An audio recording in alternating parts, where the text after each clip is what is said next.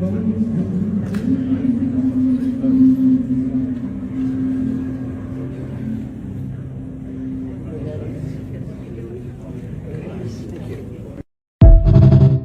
of Trinidad and Tobago. I have to be very careful with this because, you know, your first name is very similar to a first name that we have, but fortunately it's pronounced different. It's Kamala. It's supposed to Kamala. I like Kamala better in many ways. And I just want to say thank you very much, but I had to be careful with that first name. I didn't want to get it mixed up because it would ruin your reputation completely. Right? I said, is this the same pronunciation? No, sir, it's a little different. It's Cam, right? Cam, as opposed to Calm. But we don't like Calm.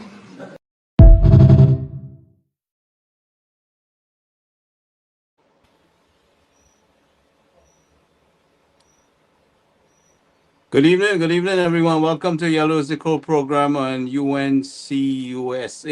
And I have with me here Mr. Suman Singh and our friend from Venezuela, Dr.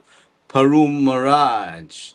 And I want to welcome both of you back to the program. As we see, gentlemen, our Prime Minister had a very successful visit to the United States, a very privileged visit, and in comparison to the rest of the CARICOM, she was specially selected and well treated in the United States. And I know there are ongoing talks for future economic development, and I'm sure that all the connection is being made to help us revitalize TNT after the severe damages by the PNM.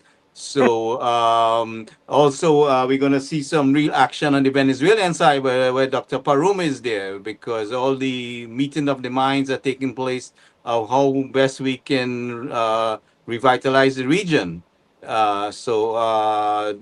Singh, we'll start with you and get your input on the visit and the the opportunities expected by our Prime Minister being specially invited to the United States as never seen before with any Prime Minister from Trinidad and Tobago, and so well treated. So I would like to hear your perspective on things. Go ahead, Mr. Singh. Well, hello and welcome to our listening audience. Definitely, I know the president of USA was quite, adamant that he doesn't get the pronunciation of her name wrong, because Kamala versus Kamala, that's a big difference. And I wish, people in Trinidad and Tobago will also get her name correctly. Kamala, not Kamala. So the president was quite right. But with all seriousness, Gary, Rowley had to have a lobbyist in Washington, D.C., trying and paying big bucks in US dollars every month to try to get a phone call with Donald Trump, right? And he was not able to succeed. And here is it. We see the Prime Minister making Trinidad and Tobago proud by being at the Shield of the Americas, which was the summit of the Americas, which only a few Latin American and Caribbean leaders were present. I saw Irfan Ali, the President Irfan Ali, by Trump's left-hand side there, and our honorable Prime Minister as well. So at least this region, meaning Trinidad and Tobago and Guyana, are well represented.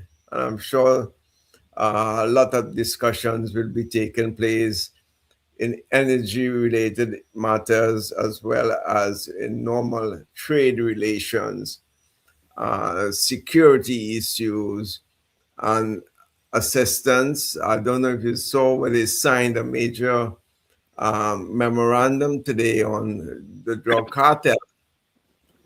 So I guess things are happening, and I guess we will see a full report of,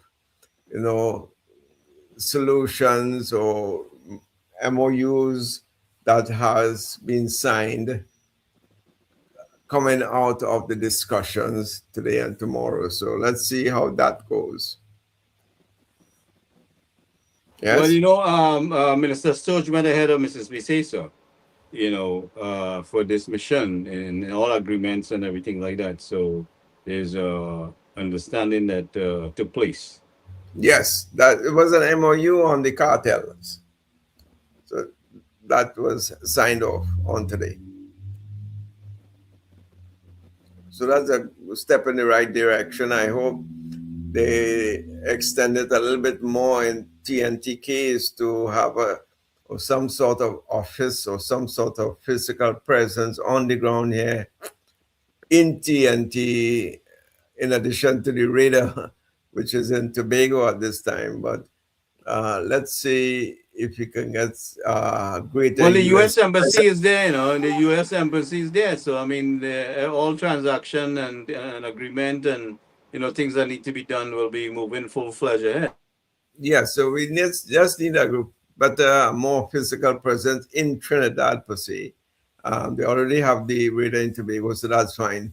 But more presence to keep that cap on the crime down. We want to keep that cap on the crime down because what if the Welcome, our crime? friend Dr. Maraj is in the house. So we have the finance Maraj and the medical Maraj here tonight.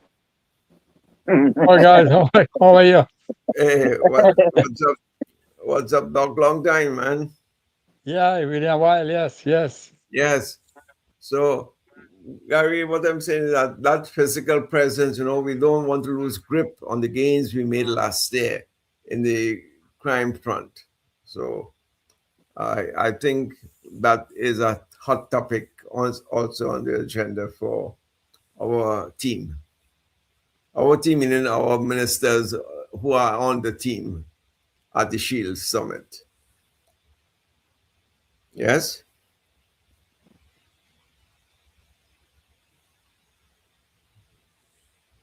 Yeah, go ahead. Doc- You will listen. Doc- Continue. Go ahead, gentlemen. Dr. Param, you want to jump in for a little bit now? Well, I was here on the WhatsApp group there, on the news about contamination, no? And mostly plastic bottles, right? Plastic, not only plastic bottle, plastic in general.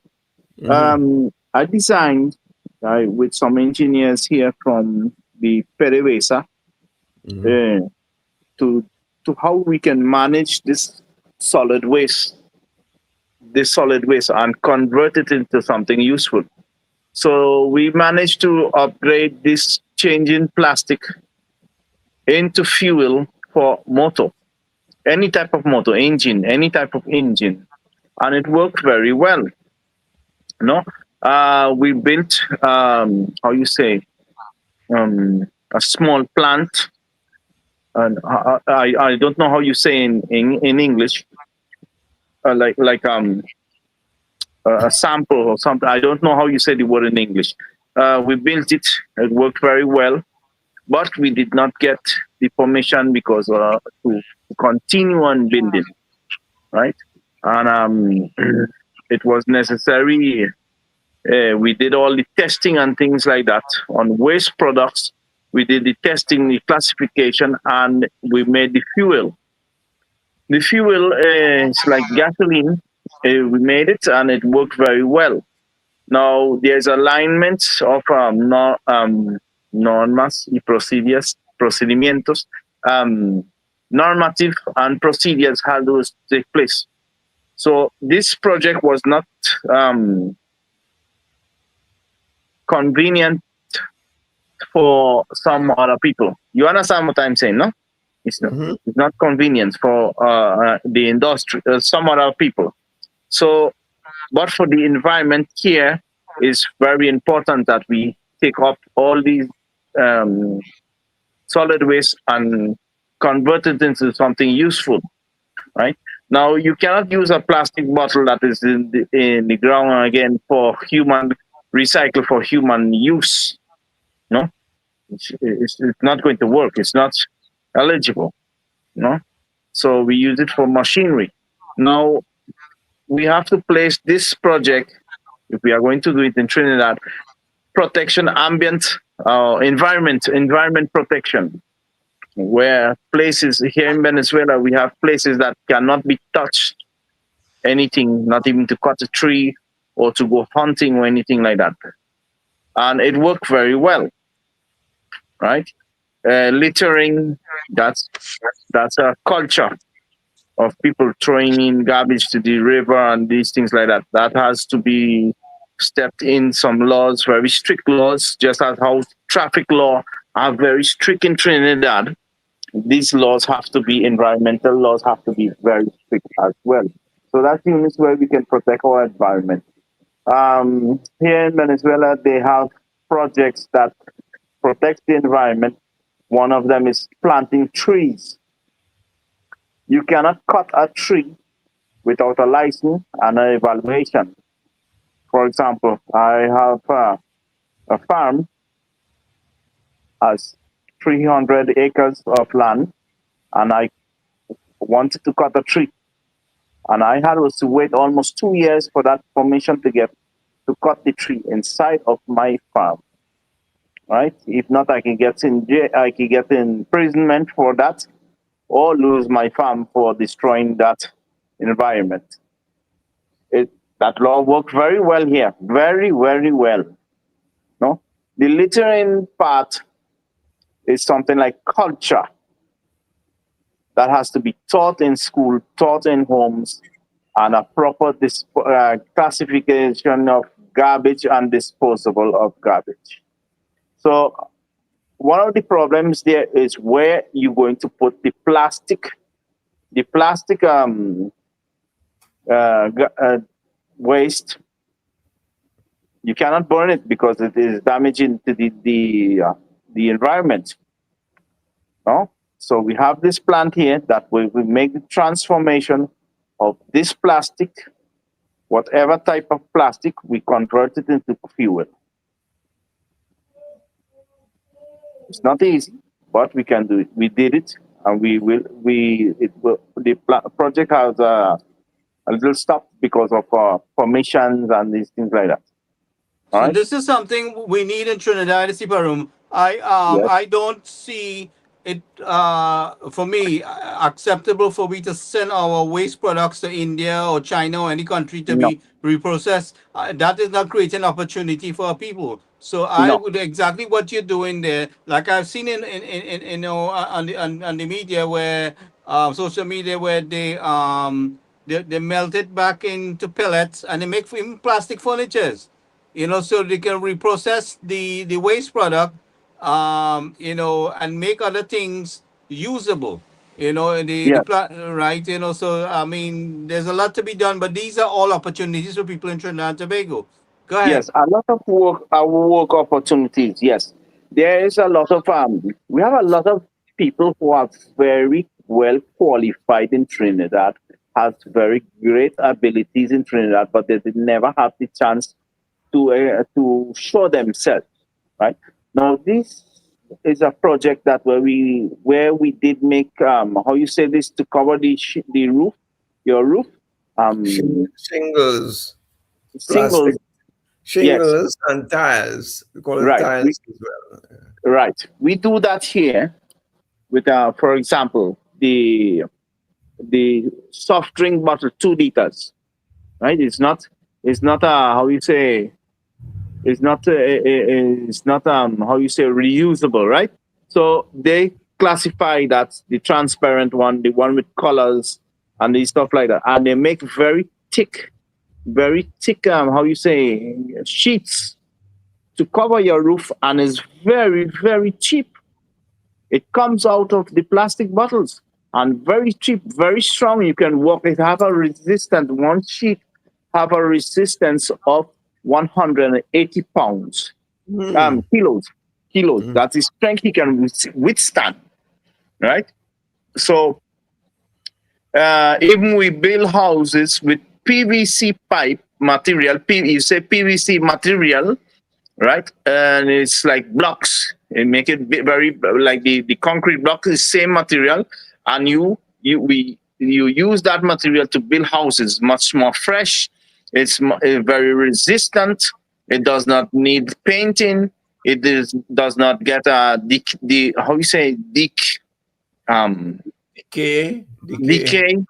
decays. No, Very lightweight as well. very lightweight, and it does not leak. You don't have leakage, right? So, and it is very easy to arm and disarm as well, right? So this is going to create work opportunities to people, much more economical ways. One of these houses that you can say 3-bedroom, yes, you have to put a concrete floor and tiles and your water pipe and electricity and these things like that. It costs is about $2,000 US. And that's the cost of a house like that. 3-bedroom, 2 toilets, living room and kitchen. Right? That's the cost of it, to build a house like that. With the roof and everything like that. Okay? So it's economic. We can use that plant to process plastic and make not only fuel, we make all these type of products, and it is very good. It will serve as very good infrastructure for our country, right? The housing problem in Trinidad is very, very big. Let's be clear on that, right? Be clear on that, and this plant can help not only employment, also help on all type of construction and infrastructure. Nice. So you fellas, let me know when we want to present how we can build the plant.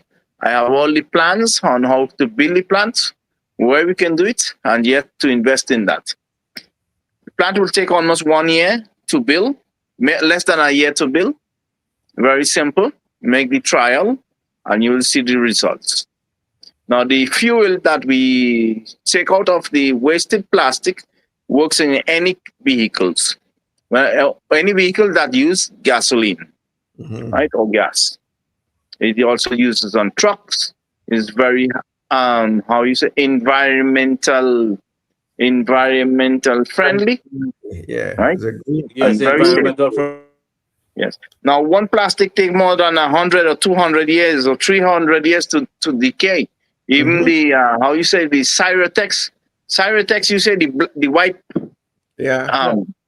You say Cyratex, right? Yes. Right. Even that we process as well to make roof protection, Ceiling protection.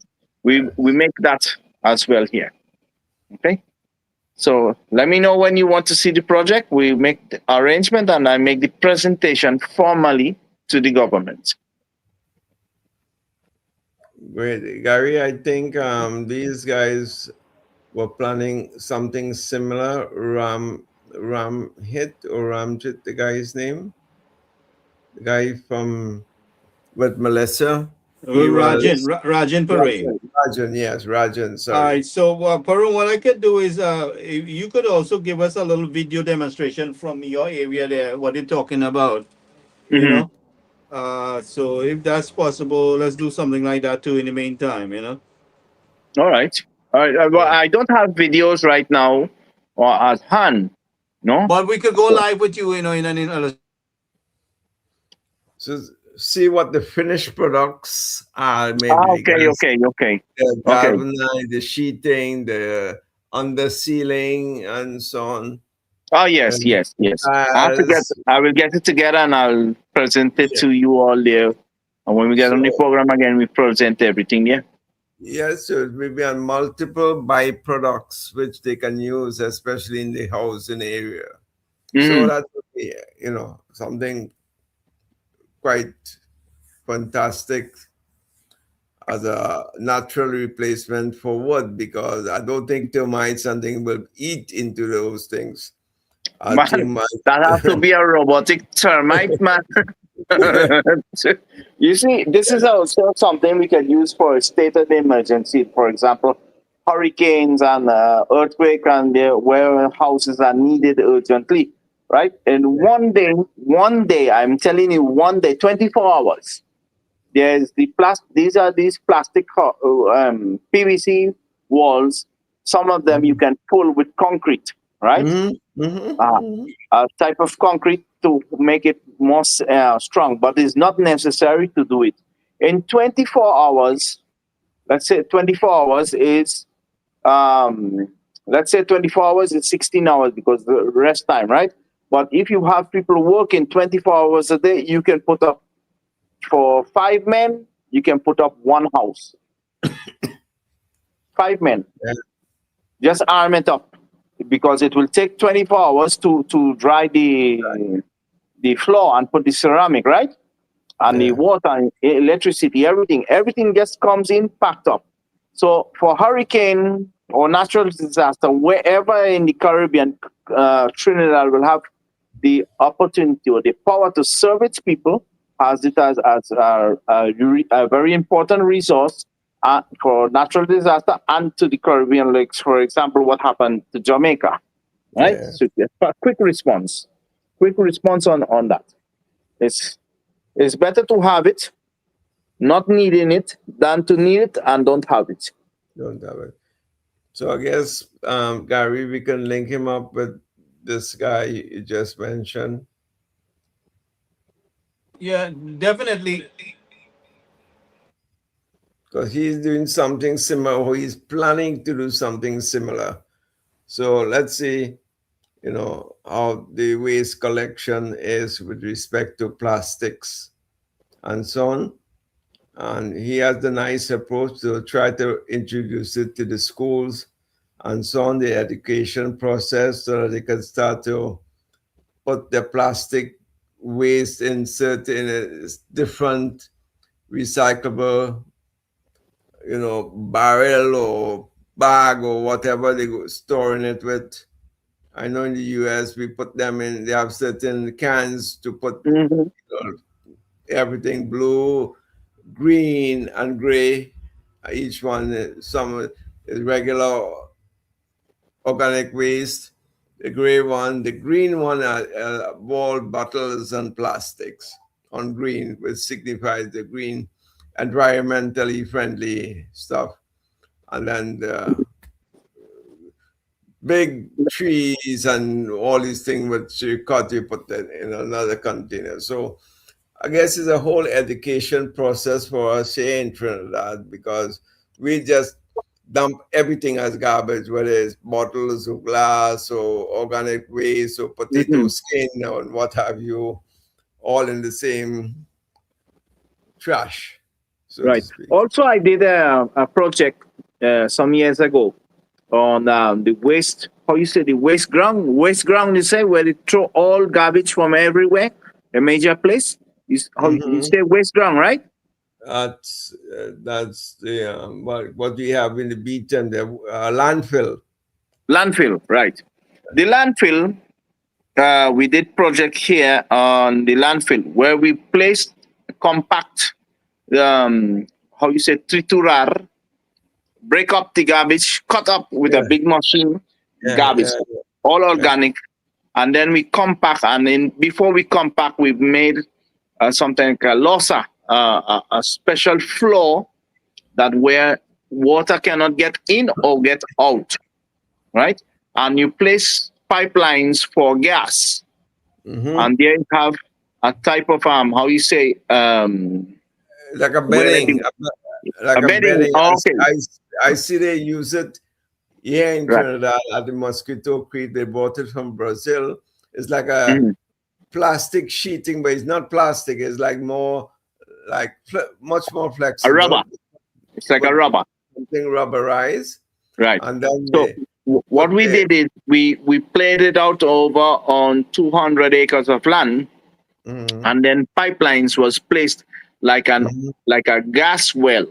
Now the garbage was compact there, and then you compact the garbage, then you put dirt on top, a certain amount of dirt, then you compact more garbage, but you have access to the pipeline where the the fermentation from the garbage goes into the pipelines, right, and goes into a special well, and that well has connect up a turbine where you can extract gases from there after a certain amount of time. Now, when that is sealed, it seals with, let's say, two stories of garbage, but that is in a very big precipice, right? Very big precipice, very deep. And every two stories, they place dirt about half story of in height, and compact it, press it. So any gas that comes out, it's sealed. It's sealed, right?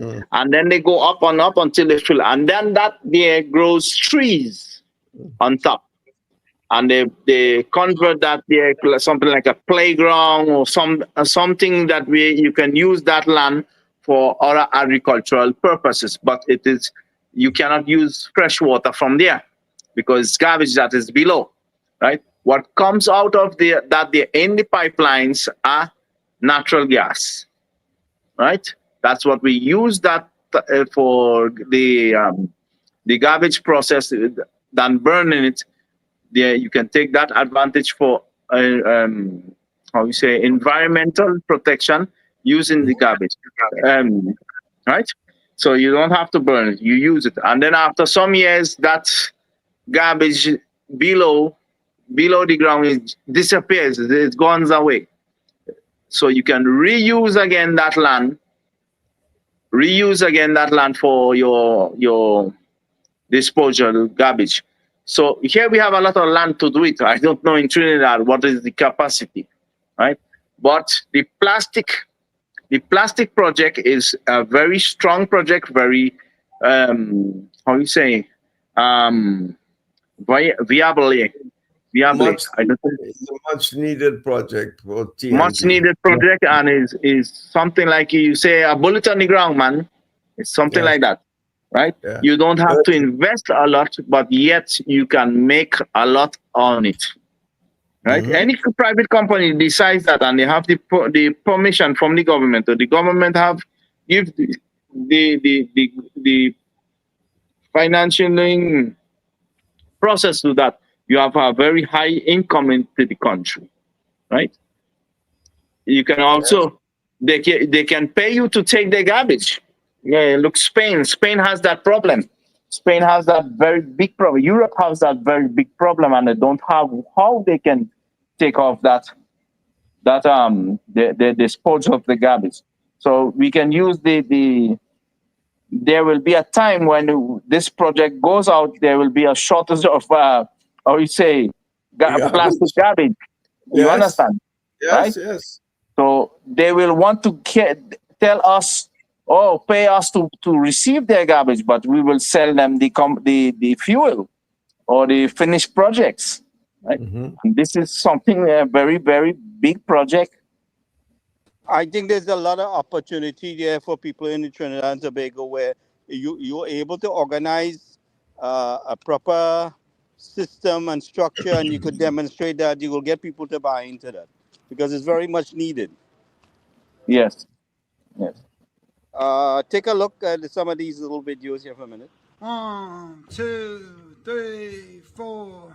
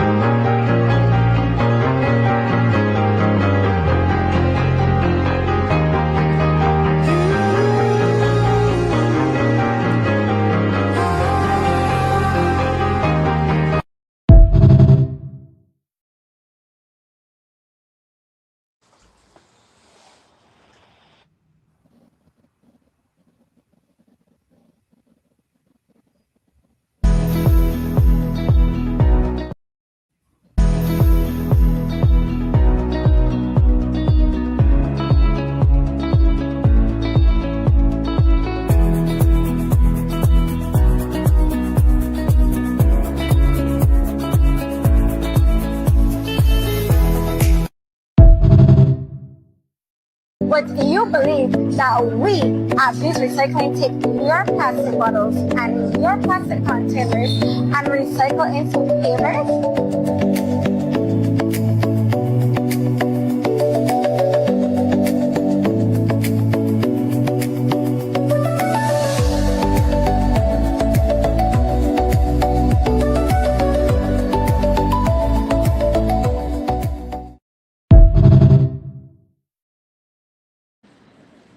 Not bad, gentlemen. No, no, but yet that is a lot of. You see, we can use the raw material, give the product, and let the brains out there in Trinidad and Tobago, which is a lot of young people, do what they want to do with the finishing product. Make designs, make park benches, make chairs, make a lot of things that has high quality, right? Yeah, You have to bring to if that. you're that simple, just convert the waste plastic into pellets and let everybody melt it and make what they want to make. Yeah, they can do it, right? We have a finished product. Now, if you see, we have the plastic and fiberglass vehicles. Man, that is something that we can do in Trinidad. Here we do it here. We have fiberglass and plastic mixed up together, right? And they put on cars. Now, there was no permission from Toyota and Chevrolet and these fellas and them. They don't. You cannot put that on those cars. You cannot convert it. But if we are making our own cars, we can use it as spare parts as well, right? Now, here they use the glasses, the bottles, right, where they have a manufacturing that makes a company that makes bulletproof glasses, windows and stuff like that, bulletproof cars. They uses how you say recycled material, but it is of very high quality. They made it into, right? So from nothing to a state of art, from nothing to high technology we have here.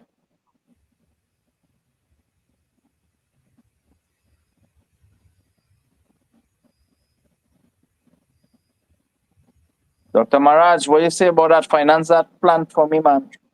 Yeah, I'm thinking about your break even. What would be what size of plant you need to build so that you have enough plastics to have it working at least 8 hours, if not more, per day? Do they have enough raw material to operate a system like that in Trinidad? If they can't, if they don't have enough to feed the machine on a regular basis, they have to buy from the West Indies. Some of these cans and bottles and those things that you could I think you're referring to plastics. So if you don't have enough, I know Trinidad have down the rivers, but I mean, when they start these plants, there is a minimum size that could take them to break even. So you have to find that right size. And if you don't have enough raw material to run the plant successfully, it is not viable. So all these plans are very good. All these things sound really good, but it has to be viable, financially viable, at least sometime in the future, if not immediately, within a year or so.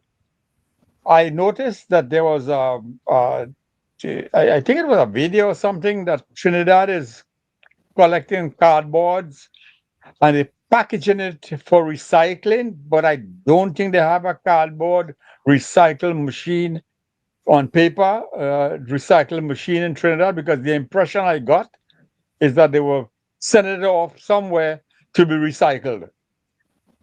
I guess they don't have a machine like that in Trinidad. Those are for the cardboards and the paper and what have you. So the plastic is definitely, that sounds really good that you're making. I'm glad that you are mentioning that, because they will eventually, they talk a lot about global warming and this and that and crap. But if those little things that you need to do, they're little, but they're important.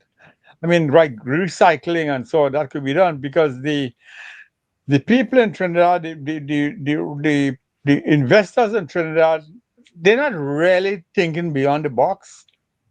I mean, because it asks the question, when last did somebody invented and make a new plant something that they could, forever you have the chief and you have the Trinidad Cement Limited and you have Angostura and the rum, and you have even Angostura they have to import from Guyana the molasses or whatever again. So here's my big point of all of this. You have to have a manufacturing base if you really want to get ahead. Despite all the things that talk about AI and all of that, you have to have a manufacturing base. And this country is going backwards. I said many times, and I was telling you the other day, this is the last time. This is the last time to come on board to be a productive and a progressive country, or else they'll be doomed forever. There are some people in Trinidad who are trying to hold you all back from getting there, and it's easy to identify who they are and what is their motive. So, my point about all of this is the only country I know, because when I went to the University of the West Indies, they maybe unlearn and learn some stuff that eventually become redundant. For example, they were telling me that the developed countries are ripping off the developing countries because they're sending all the manufacturing abroad, and we only producing the raw material, like sugar and like oil and petroleum and pitch and what have you, and it's processed abroad where the actual multiplier is taking place. Yes. So the value added abroad, and then you import it back into with tariffs are imported back to your country again, and therefore you get that's where the raw material end up back in your country. So I thought, well, we were going ahead with everything. So what did they do instead? They went backwards. They sold off the refinery.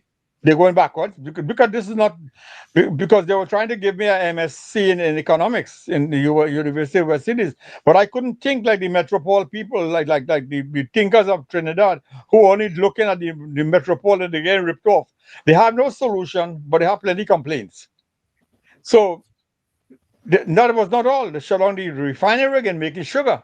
And the bagasse and all of those byproducts of sugar, they went the opposite way. So instead of you see, you could have done that and move on to something a little advanced. No, you didn't do. You went backwards.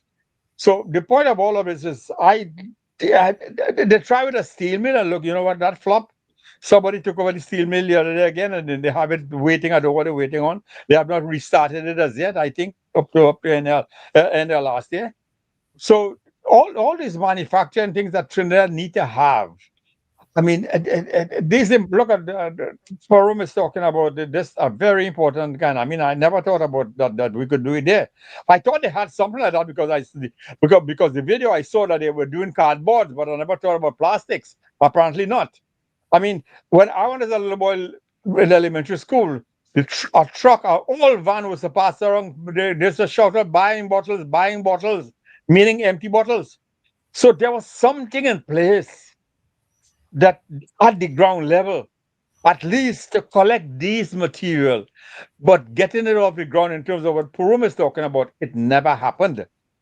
At least I don't know if it happened in the past 20 years, but as far as I'm concerned, I know they have not had developing those kinds of plans, because if I see what this lady in the video is talking about, they're talking about collecting the boxes and having it all piled up nice and well wrapped nicely, like to go somewhere, but I don't know where. Apparently, they're not doing the recycling of boxes and paper in Trinidad. Am I right? I don't know where they send it. They had to send it maybe to America to reprocess those and send it back to them. But on those, and the thing about this, they could get European and even Indian companies to help, because Indian company were buying from the Caribbean. I know an Indian company in America buying scrap material in the West Indies and sending it back to process in India. They're buying these things in the West Indies and sending it back to India. Maybe you could set it up somewhere in Trinidad itself. I'm saying Trinidad is too small for some of these plants to be viable. Therefore, you have to invite the Caribbean to buy the bottles from them, the plastic at a discount, and put it in your plant, and they can export it back to them. So all these things, I'm saying that if the capitalists in Trinidad, and instead of only buying and selling, this is where they need to go.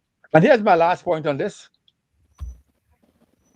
the University of the West Indies had an engineering department, and they're supposed to be very, very good because they were forever existing. All our bright men, women, and go to that in engineering. I don't know what they come out when they come out in engineering. What do they do? I mean, you have one here who's a structural engineer that you come up here. I don't know if you went to UWI too, but there's a lot of them that doing these things. What are they doing after they leave university? But Doc, understand something, right?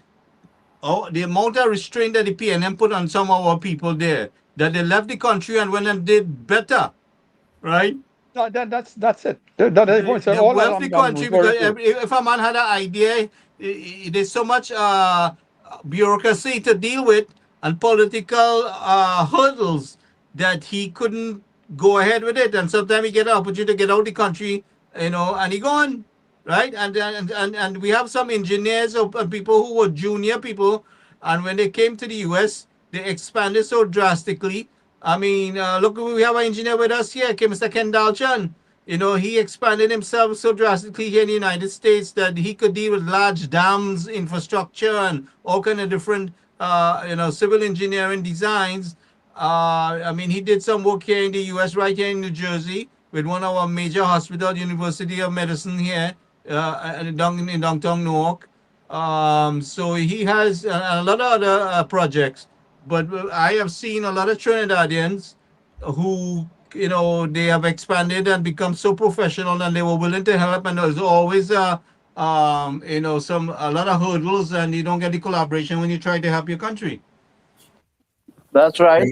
I'm one of the live example here. I was not given the opportunity or the ways or the tools to study medicine. Now today I went exactly, out. Dr. Parum. Look how hard we were trying to get you in under the PNM government to get into the Ministry of Health there, right?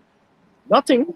They just don't care. They just only care about a number and the bank account. So we have now with this government the opportunity to bring not to make we have the opportunity now for what we in my time suffered to avoid our young youth or young people or citizens to avoid suffering, right?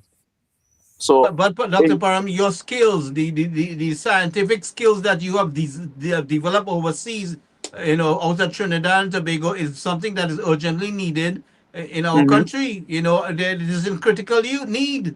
With your skills. Yes. Go ahead. Right. Let me wrap this up a little bit, and I'll take over. We'll continue. I'll wrap a little bit up on this first point I'm making. So, also, before they had the University of West Indies, they had the Imperial College of Tropical Agriculture. So, we had the systems in place to do everything, because we had a College of Agriculture to do what? To push agriculture. What happened? You push it down the hill rather than push it up the hill. I don't know what they still have it there. Whatever they're doing, I don't know. But you're not seeing results. So there's a disconnect between your training programs and your development programs. There is a disconnect in the training that you do for your people and the requirement, the human resource requirement in society. You have to fix all of those. And I'm sorry that this government will have to do all of those things. And that's why I'm spending so much time on this strategic, because I understand what you're all talking about, like what Parum, but I have a real bigger problem. The bigger problem I have is, could they fix this? And would the next generation, the next election come around, they'll keep on allowing them to fix? Because that is my problem. I end up with all of these things and I go back to tell you that 4 years from now, all these things I'm saying, all these things we are talking about could go to zero if we don't win that next election.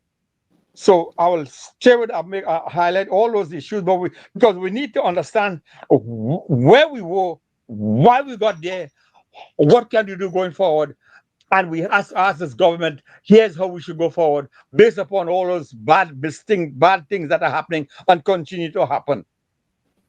So you guys can continue. I'll come back in about 5 minutes. Give me a minute. Exactly on point, Dr. Maharaj. Very much, very good. You're on point there. You know, go ahead. Suman want to say something. Go ahead, Suman. I know. Exactly, Doc. I share your opinion and I share the exact same concern. We may do all we can, fighting among ourselves, trying to get things done. Hey, and then come 5 years from now, these things fall into the wrong hands to our next party, and they undo all the good things you have done. So what's happening is that the country goes into a regression. Man, let me tell you something. That's always happening. The cuss Always about the Indian lady and Yeah. one of my Afro friends got cussed out. You following that Indian guy in New York, you know? And so they all them could see, you know, is race and party, and they're so damn intoxicated that they can't see the good things for the country, and no matter what good Kamala do for Trinidad, I always say that. they will always be negative. So we Yep. have to keep working with the younger people, educating them, creating opportunities for them, because these older heads, especially up in the north, you know, they are looking, they have all this negativity, you know, because they're entrenched in that, they're intoxicated with this kind of nonsense. And, you Yes. know, our prime minister, you know, she has to keep hold her head up. I mean, you know, many criticism she get from meeting with Donald Trump over here today. I mean, there's so much nastiness being said, you know, but which one of them No. Caribbean countries could stand on their own economically without the United States? Which one of Right. them CARICOM countries could really stand on their own without, because everybody economy floating on US dollar. And not only Okay? that, Everyone on the island. Go ahead, Sumat. whatever they exporting, if that's not sold to the US, where is it going to be sold to? Because remember, tourism, most of the other islands, tourism is their lifeblood. The majority of the tourists come from where? In the See Caribbean. that? Canada, Okay. US, Europe, the foreigners. And if the US decide to put the plug on them, and they already started by not giving them visas, right? We are in such a fortunate position that the US Why only Mrs. Bisesa and President Ali been invited? Yeah, you understand? Yes, All right. yes. Okay. So Because it's look, because of the conduct of the others. and today Penny is asking the Prime Minister should have been more transparent. What is she going up to New They York were to transparent. discuss? They were Yes. transparent. How transparent Dr. Rowley was. Well, How much insult Why? we couldn't Don't ask say a doctor, question at man. all. Don't say doctor Well, because that guy Penny should have is take not a doctor. Prime Minister Bisesa should have taken Penny with she to meet Trump.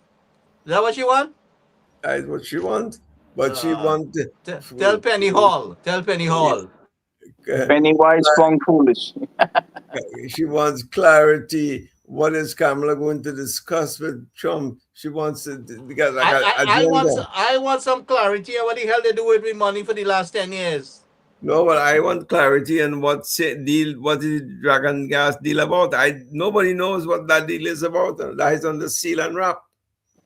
Nobody knows the terms and conditions of that And deal. what clarity they have why they closed on the refinery. We outside here had to stay on the tail. I see Richard coming in. Welcome, Councillor Sukdeo. Oh my God, man, long while waiting for. How is things in Cunupia? Columbia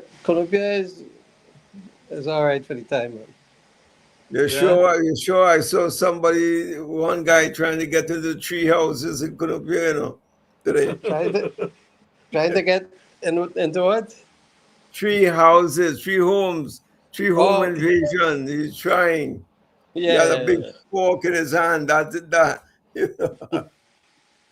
Well, it have all type of drama happening in Trinidad. Yeah. Sometimes they say Trinidad is not a real place. Correct. So our Prime Minister made some headway today.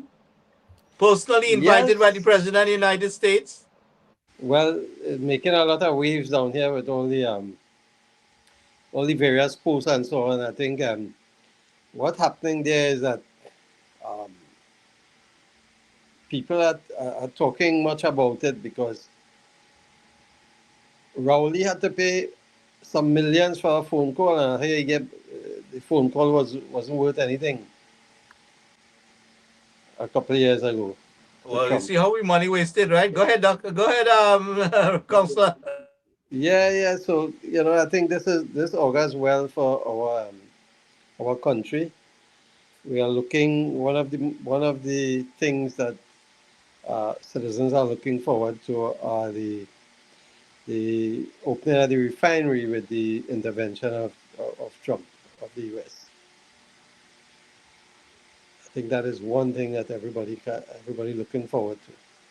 So we're hoping for that. If that happens, I think Trinidad will enter into some sort of boom because Guyana, Suriname, there's no refinery over there. So if we are up and running, I think we're in for some real positive growth there.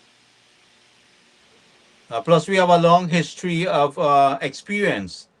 Well, exactly. So And then I discovered that while traveling on a flight from Houston, that we had a better technology of refining. So one engineer had told me, from the U.S. That's why he was heading to Trinidad. Go ahead.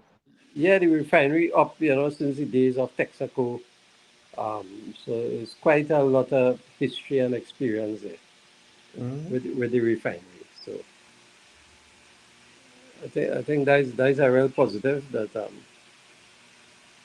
everybody is looking forward to. Yeah. One thing we have to caution ourselves with the refinery per se is that a lot of refineries now use modern processing to do what's called fractionization, so that no longer our refinery needs 5,000 people to work with. If you notice, Hess company, the oil company, has one in the U.S. Virgin Islands and barely employs 100 people. And that is the biggest in the Caribbean, almost the size of the Pointe-a-Pierre refinery, which was the second largest refinery in the Western Hemisphere. Well, these things are more technologically operated rather than manual labor. So you got to be careful of that, to spout the idea that, it's going to create a lot of employment, blah, blah, blah. So we have to be mindful, really, because people may think that this is now a cash cow. The old boys, we need to get back the jobs and all this kind of scenario. Yeah, I hope it doesn't pay off. No, it has to be restructured in terms of the human resource. They cannot go back same old, but at the same time, because of how the infrastructure of the refinery, they may have to continue in the old vein in terms of the labor on it, but not to the extent that it was. So we're hoping labor could be on the servicing side. There are a lot of small contractors. I know I'm basically living in this area here in Hyderabad. A lot of small contractors who were servicing the oil industry, and that is where the labor was. Not so much in the refinery per se, in the corporate structure of the refinery, but rather in the servicing aspect. Yeah, the spin-off industries from the refinery.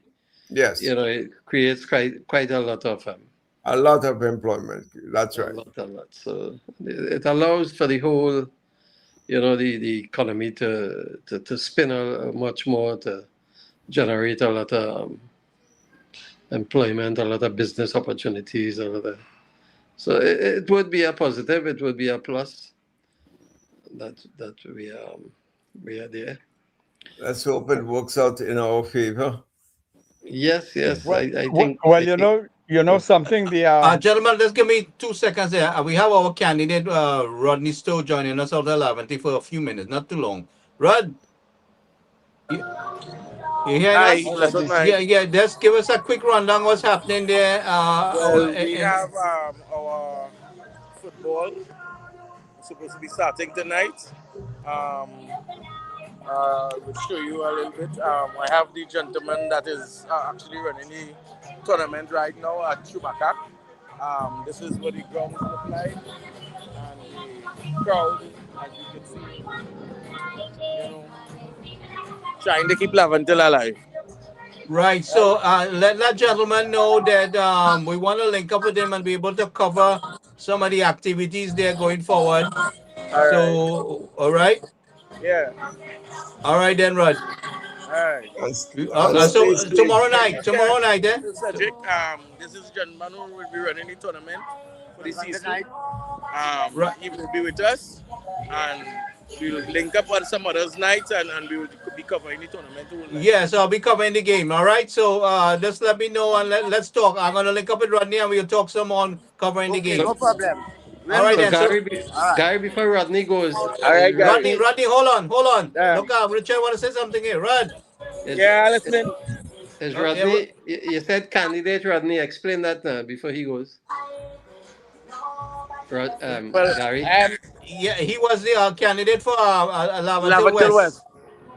Oh, in the general election. in the Yeah. general election. Yeah. Okay, nice man. Nice to touch base with you, Rodney. We must keep in touch, man. As Yeah, an yeah. activist. I'm not wrong. I'm trying to keep it that going and keep it alive. You know, it's really tough up on this side, and to get people, in this volume coming out on a nightly basis, it's not easy. It's not easy to maintain that. So what I'll do is I'll you and Richard talk. I'll link you guys up, and then Richard will give you some advice and stuff like that. All right, no problem. Yeah. All right So then. yeah, we'll talk Stacy, again, Rodney. brother. All right, Yeah. fellas. I have to go now because I have how you say medical guardia. Yeah, medical emergency. All right then. All right. Okay, Rod, do your thing. We'll catch up. Rod, All don't forget right, tomorrow cool. All night. right, Tomorrow night. Rodney, tomorrow right. night. Don't All forget right. tomorrow I'll tell night. you. All right, Yeah. yeah. Okay, bye. All right. See you, fellas, next All day. right, Parum, All right, take care, guys. Yeah. So everyone. Richard, you could continue talking. Yeah. So what has been happening now is that a lot of people are looking. What is on the ground is people are commenting in terms of the employment registration that took place prior to the Christmas. There was a huge registration process for advertising 20,000 jobs or something. Yes, And, I and was people, in that. Yeah. people are looking as to when that will commence. And so this is something that people were very excited about. And they're looking forward to when things will really, and things, what has taken place so far is that the CPEP that was closed down, the CPEP programs, some employment took place there. We had about maybe about 2,000 people, I think, got employment in that arena and keeping the environment clean and so on. But it is not like the CPEP program. It is run by the Ministry of Rural and Local Government. Yeah, so they are paid directly from them. So they have given the corporations a couple teams each so that they are supervised by the corporation personnel, but they are being managed in terms of salary and hiring and so on through the local government there. So that is what happened so far this year in terms of employment and so on a bigger scale. I guess they're probably doing the minor employment at the various ministries, but Well, if I might ask a question, Richard, you on the ground in what area? Chagonas? Yeah, yeah. Right. Have there been any sort of maintenance of the water courses in the various communities in and around your area? Yeah, well, the various corporations doing what they have to do. We in Shogunas is doing that. You know, we have our machineries and things. We recently got some repaired and so on the excavators. So I think we would be in a better place come rainy season. Yeah, Later because this. in the next 2 months, the rainy season will Mhm. start to kick in May month, end of May. So, Yeah, yeah. we just have a 2 month window, and that's the reason I'm asking if there's, any sort of planned program maintenance so that what happened last year in October, November doesn't make it Right, where it's ugly at this time around. So, right. So I Richard, I want think to interject here for a minute. So just want to remind you, our civil engineer, Ken Dalcham, will be home next week. All right. And he had some okay. designs. I think I sent a little bit to you. I will send some more, but I want him to come meet you. We're trying to organize a meeting with the various ministers like works and local government so that we can make an introduction. So MP Neil Gosain is collaborating with us. I sent Vandana some stuff today. I didn't want to bombard her with it too much, but I did send a little bit with her to her. So you on the east end, we want to bring you in on the discussion. And so you could probably talk to Vandana a little bit more and then on the drain design because there's some self-cleaning design drains, and then there's some so the floodgates that he has. Even though Hmm. it can be scaled according to the need. Scale up, scale down. Where is needed be. And I'm hoping down the line while we get the cash flow that we can do a better job with the flow of the water coming down from the Caroni River, like how we have it in the States with a little bit like a kind of dam size kind of gate where you Okay. control that flow. So again, our engineer will scale things according to where the need is. If you look at the screen here a little bit, you would see a little bit of what I'm talking about. I mean, you Right, right. travel, you know the deal. So along the line with what I'm thinking about is that we need something in this capacity that Wow, yeah. would also be we could use it as a power source for electricity, multiple things after we get it under control, and then the expanded water retention area like lake size. I mean, as you come down into the various communities, you create smaller retention areas, and then the pump kind of like the larger pump area in the way according to what area you get, and depends on the funding we get in, but we want to make the recommendation and it's up to how we get the cash flow. We will move forward with it, but I mean, we're going to present all the ideas to our government and on the water management. I mean, we get water flooding, and then in the rest of the year we have no water. The reservoir dried right down right after a flood. Yeah. Because I mean, just imagine that. So that Yeah, water well, all in the central area. Well, there's quite a bit of things we have to share with you. So yeah. So Ken will that be there down next week, and then okay. the team. But Sumant is already there, so Sumant will All meet right. up with you also, right? So Right. yeah, So go ahead. what you showed there remind me when I went to the Hoover Dam. I saw Right. yeah, things yes. where they had that good system there. Yeah, so Because we would scale things according to this, to a smaller size because Carry Dam will require a little more smaller size than the Yeah, Hoover yeah. Dam, kind of thing. But at least what we need definitely is we need these things in place, which should have been done many years, where we manage that flow, and then I mean we see in the Caroni River not even. I have some pictures that I think I must have deleted to make some space, but let's see here. I mean, these are some pictures.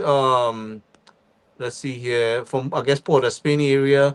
I think I deleted some of the pictures. Let's see here.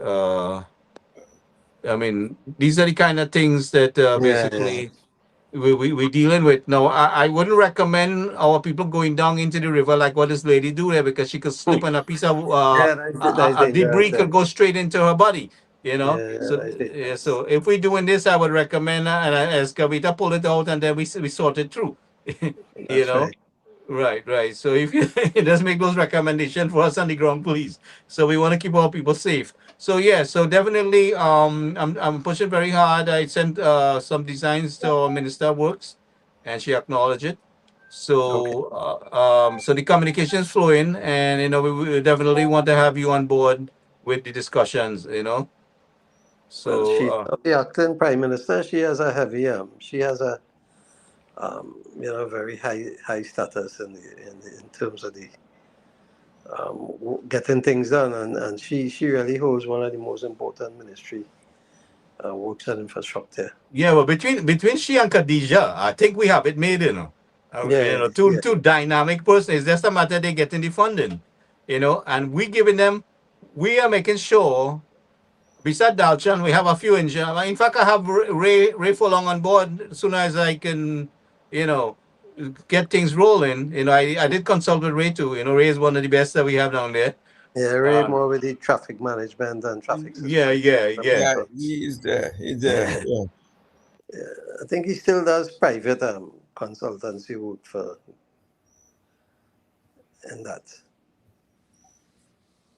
So we have a team of engineer that will come under Ken's wing, and as we get approval, and we know our prime minister has the best intentions. That's a matter of getting the funding, and it will take a little time as we get the funding. But we wanted to present these ideas. I don't want to see us go out of government or at least 5 years reach, and we didn't get some of this infrastructural thing done.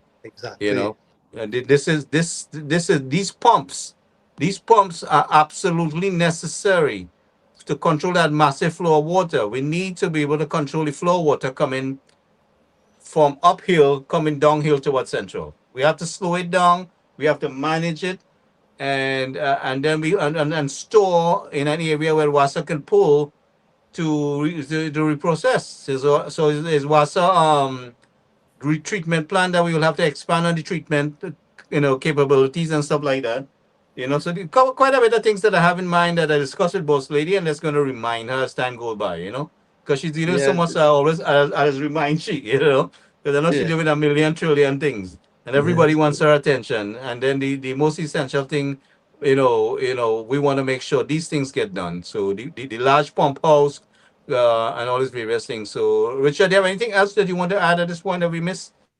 No, I think for the time being, we still just looking at the crime situation down here um, within the communities to see how best it can be addressed. With the Zozo bill didn't pass, but that is now they have introduced back the SOE. So we should have things under control, but the communities are more or less trying to, because the police can't do it all. Police can't be Exactly. there. Like I was saying the last time, right? And I even reminded Boss Lady when she sent me that state of emergency thing, right?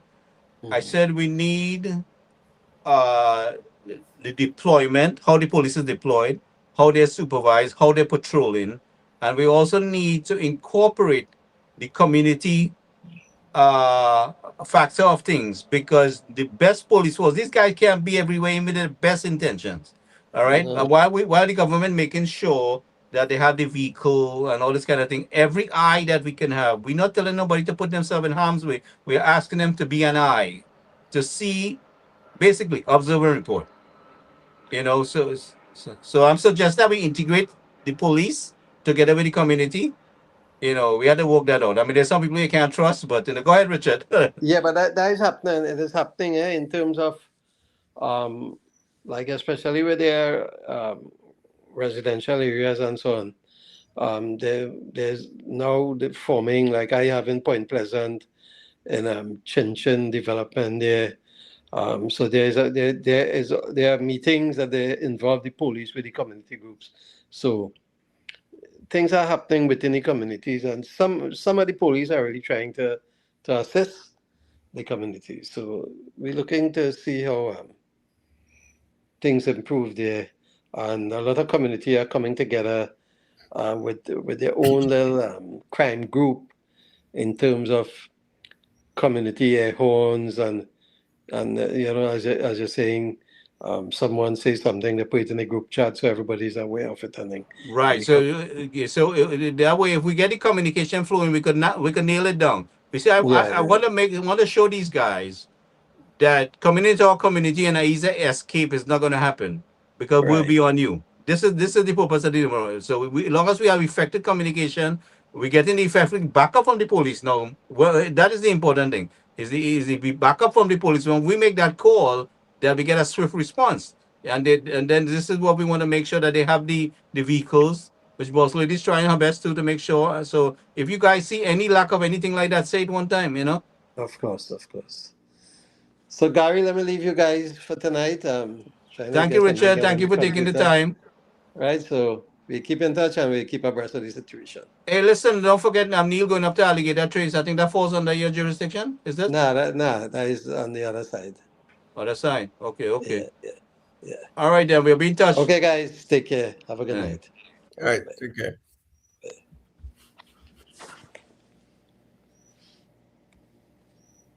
See that? Our counselor took a few minutes to join us, right?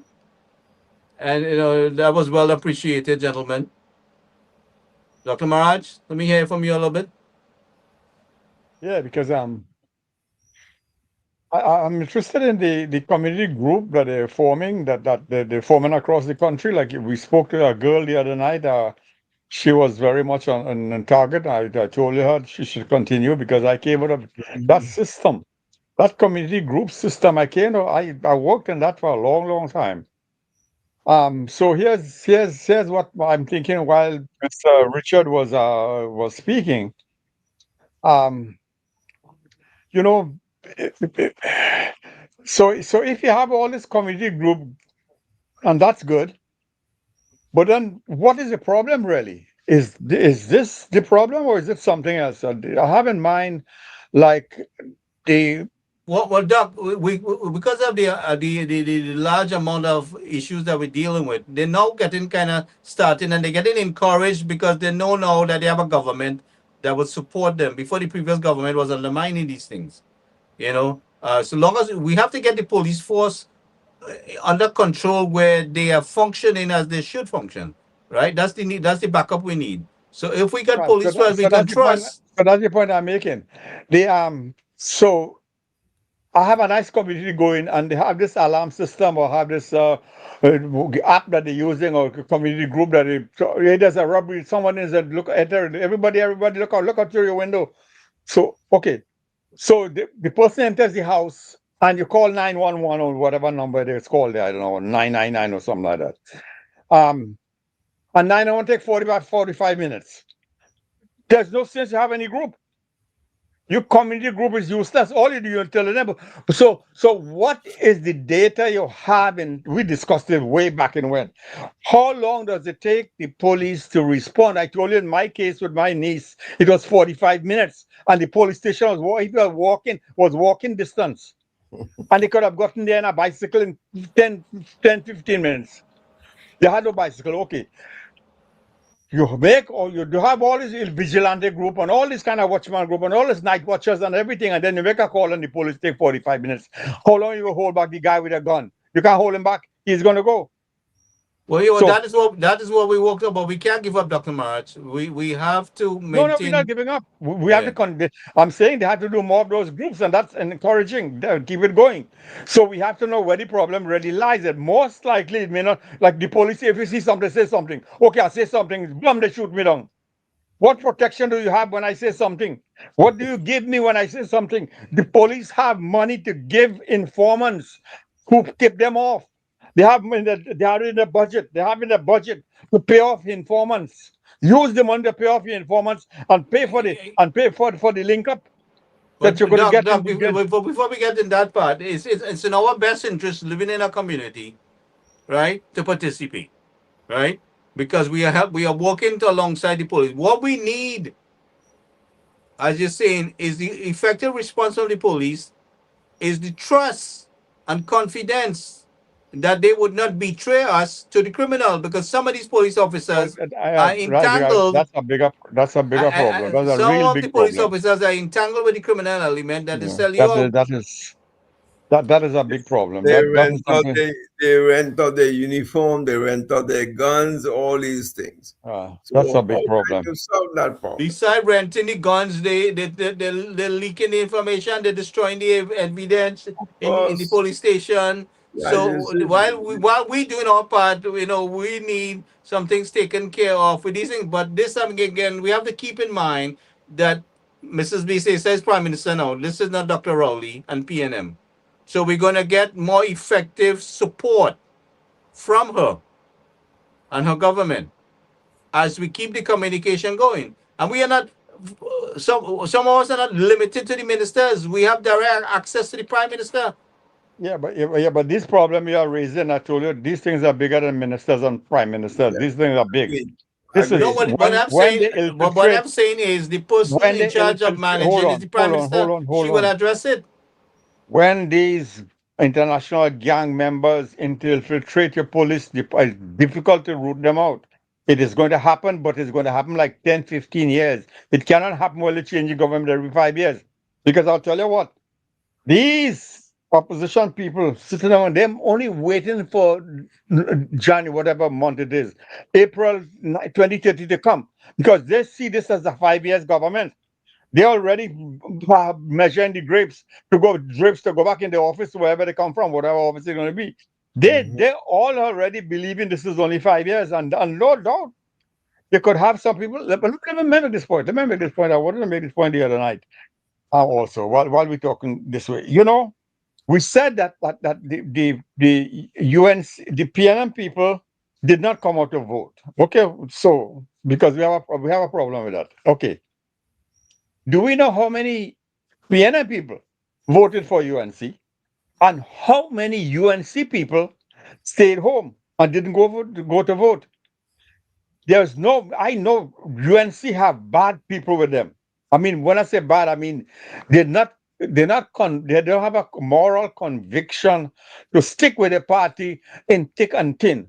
They're quick to say, "Okay, I fed up. I'm going to walk on, throw up their hands and walk away and say, let them lose. I'm going to Manzanilla. I'm not going to vote anyway. They take up the children and their wife and they go about their business. And then after the election, they come. They even want to hear because they already gave up on the UNC.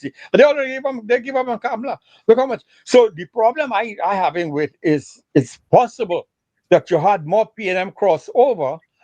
Many of them are stay home, but you have your UNC people who had a problem. Look at you in your house. You want to solve. Look at it in your house. My point is not that we're hating. We have to deal with our own people first to make sure that they are carrying the message, and then because we want, because there's a lot of things you all are talking about, everything you all mentioned, excellent, but you couldn't get it done if they throw you out in 4 years' time. So I'm going back to that thing. That is why I'm saying all these nice things that the Prime Minister is doing up in Doral and in Florida and having all his ringside seat with the most powerful president in the world will go to zero because they already seen this negative. This is not a bad thing. They're already telling you how the bad this is, and she's selling her own people out, and she's this and she's that, and then and they didn't. I know. So I want to talk. I want to come back to that a little bit. So I want to leave that because that's not what we're talking about now. So I just want to stick back to this police thing. Go ahead. So while Richard was talking, I was thinking about. You remember that carnival mall I talking about? They're trying to state of emergency. They'll keep this state of emergency have to be it might be forever. Some form of state of emergency might be for years to come. As Gary mentioned, the police is corrupt. Even then, even so, you need more of these state of emergencies. If you have that corruption problem, which you have to go along with the state of emergencies, so that the good ones will be able to take care of the corrupt ones in a state of emergency. So I was you are a former police officer. Yeah, you if know they the want to job. try something else, it would be nice that they could take my advice and try to flood for 30 days, flood the system with police everywhere. And Ex- you know what? There are lots of exactly, SRPs. exactly. That is what we have to do. The deployment, how we manage the deployment, uh, and the response. So These are not scientific things. yeah, let me finish it. All the detectives will come out in uniform and roam the streets because you have no crime committed. So you don't need a detective to be in office to wait for a crime to happen for him to go and visit. There's no crime happening because everybody on the street. There'll be no crime. And you could also re-enlist some of the ex-police officers who might still have powers of arrest. So I have to just make a not out of office and put them on the street. Those good ones who could vet them out on who they are. So you already know who inside. You have people who are infiltrated. Those good ones that you have who retired in 60 years of age or 50 something years of age, you bring them in for 1 year to come contract, a 6-month contract or something like that, and flood the street. The police every corner. You must see 3 and 5 on 5 police every corner. And you know what you could also do? In the evening, you're going to command the WASA vehicles and use those vehicles because you may not have enough. Because you want to flood the street with vehicles and police everywhere. You'll see them every half a mile. 2 policemen you've seen 2 and 3 and 4 and a squad car up and down whole. Do that for 30 days and see what happens, and then do it another 30 days if you're getting results. And another 30, you have no state of emergency. They can't stop you from. They can't talk about state of emergency and the rights and this one right and that one have obligations and blah. We have a city we have a state, a police state and blah blah. All those kind of negative things. Flood you don't have enough money to hire full-time policemen going forward. That will take you like about 5, 6, 7 years to get enough. You need, if you have 4,000 now or 5,000, how much you have, they need another 5,000 or 6,000, how much they have. But, They but, need to but the double. 5,000 we have, Doc, they have to be on patrol. They have to remain engaged. Right. Not That's not telling that in the meantime you can't. So you could, if you don't, you bring, because you want to be like 24/7. This is going to be 24/7, So you want to have exactly. additional SRPs to come out for a 30-day period. And those in uniform and those in plain clothes and working in the government, in the commissioner office, they must also come out. The commissioner office, instead of having 12 people in there, should have only 3, and the others on the street. And you believe me, they could do that. And every superintendent office have about 10, 12 people there also. Put them out on the street for 30 Well, days. the superintendent has to make sure they're aware of what their officers under them is doing. How well are they supervising? Because the thing went to hell, and the people lost confidence. So it went to hell under their watch.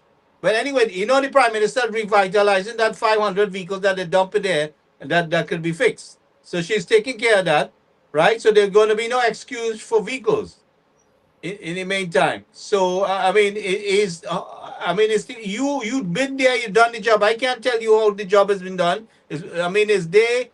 They have to maintain consistency and stop giving people a hard time when they come to report to them for help. So if they keep on using state of emergency, this will continue. So how long you know, a state of emergency is a temporary fix.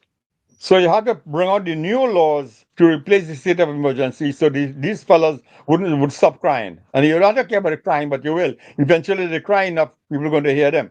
But you So could those bring all the officers, law you want. The problem we have here is not the law, is the enforcement of the law. it might be that We're might not be one, but properly everything enforcing could the be law we have. yeah. Well, you don't have enough people. They have vehicles. They have this. They have all a million excuses. They will tell you. So You could print the law. You could put the hanging rope on every lamppost in the country. That won't stop these criminals. We have to fight them with force. We have to show force. well, that's what the state of emergency give them. We give them the power to use force, more force. Because I mean, they have power to arrest in suspicion of any crime. So I don't know how much benefit the state of emergency really is, other than them lawyers making a lot of crap, talking a lot of crap in the parliament there. But Well, the state of emergency gives police a certain amount of powers, right? And it also allows, I guess, the military to participate in the policing. So that is where the state of emergency helps.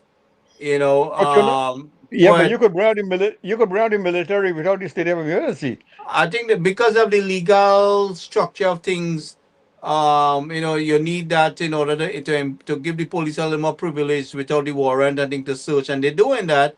But No, no, they cannot do it. The military has to be accompanied by a police yeah, officer. no, not the But military. I'm talking about the police privilege expanded. Yeah. Now, the military should be assisting the police where the area looks could appear to be hostile. That's where the military needs to be in those kind of areas where it is possibility for hostile engagement with the police, right? So while the police is there, they should be there, ready to assist the police, fully engaged. That they use, the every deterrence strategy to cause a person to change their mind. And some of them so bold faced that they will even fight you while there too. They will make a scene, but again, consistency. I see consistency. I mean, you know what I'm talking about because you did the job, and that is where we need to be at. We need to be consistent. We need to remain fully engaged. We can't run hot and cold. Not in these times. And while you're saying that, I listened to what is going on there with some people, and you could see they talking about when they sit down in parliament, the opposition, they're talking as though there's no victims in this thing. There's only one set of people in the problem, and that is the people who committing the crime. They think that the system is weighted against them. I have never heard none of them on that side talk about we are sorry for the victims who get robbed and raped. No, that is never mentioned. That alone is enough to really rule them out as an interested party in this whole thing.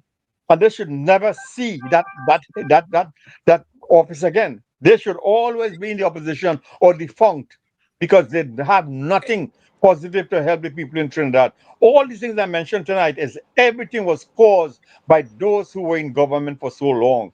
All this running of agriculture, Exactly. all these Preach. things Go about ahead. Preach. destruction Preach. of the engineering, all of these things I'm talking about, the police and everything. This was a condition laid by these people who had the mantle of leadership for so long. That's a mistake. And they say you can't blame the people. I would blame the people of Trinidad, or that small section of people of Trinidad and Tobago, who kept this lazy, good for nothing government power for so long. That we are reaping the luxury of that inefficiency, so much so that many of us had to leave and run away to another country because there was no future there. And that is why I'm saying it's the Now, you second remember what time. they did? In 2015, they brought Governor Patterson to Trinidad and Tobago, accusing the Kamala Persad-Bissessar government of being racist and discriminating against black people, when it was the other way around, where Kamala Persad-Bissessar was putting food in the mouth of black people who never got, she put the kind of help that they would have never gotten under the PNM, right? And you know what I mean? And then the black doesn't belong to us, so because Indian and African black the same way. So this American description is totally out of sync with who we are, right? But anyway, so this is what they push. They push a racial agenda, and the 2020 election they spin it again. What the prime minister said, she said blank, they turned it into black. And they switch everything around, and about a race, the race, right? Even at this time, they're trying to say that she's discriminating against Afro-Trinis, and what basically she's doing is restructuring these CPEC style government, local government type of jobs, where you have long-term longevity in there, where you can get benefits. If you have a permanent job, you can get a loan. If you have a contract job and a CPEP job, you can't get a loan. And then create other opportunities alongside that. Now, the only deal is now she is also fighting to revitalize the economy because of the level of destruction these people do. So, I mean, these things and all the criticism of our Prime Minister going to meet President Trump, I mean, it is not taking into consideration the fact that we are dependent on the United States to revitalize our economy. Our dollar floats on the US dollar. Our economy floats on the US dollar. Our economy is dependent on U.S. technology and support and engagement.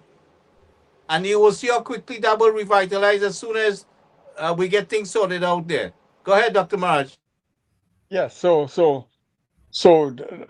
let me just say something again. I want to go into the CARICOM thing, but I want to go there yet. I wanted to stay back and the things I'm talking about here now.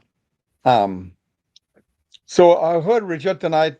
Also, I didn't get a chance. I was going to ask him some, but only was a little longer so we could engage him a little bit more.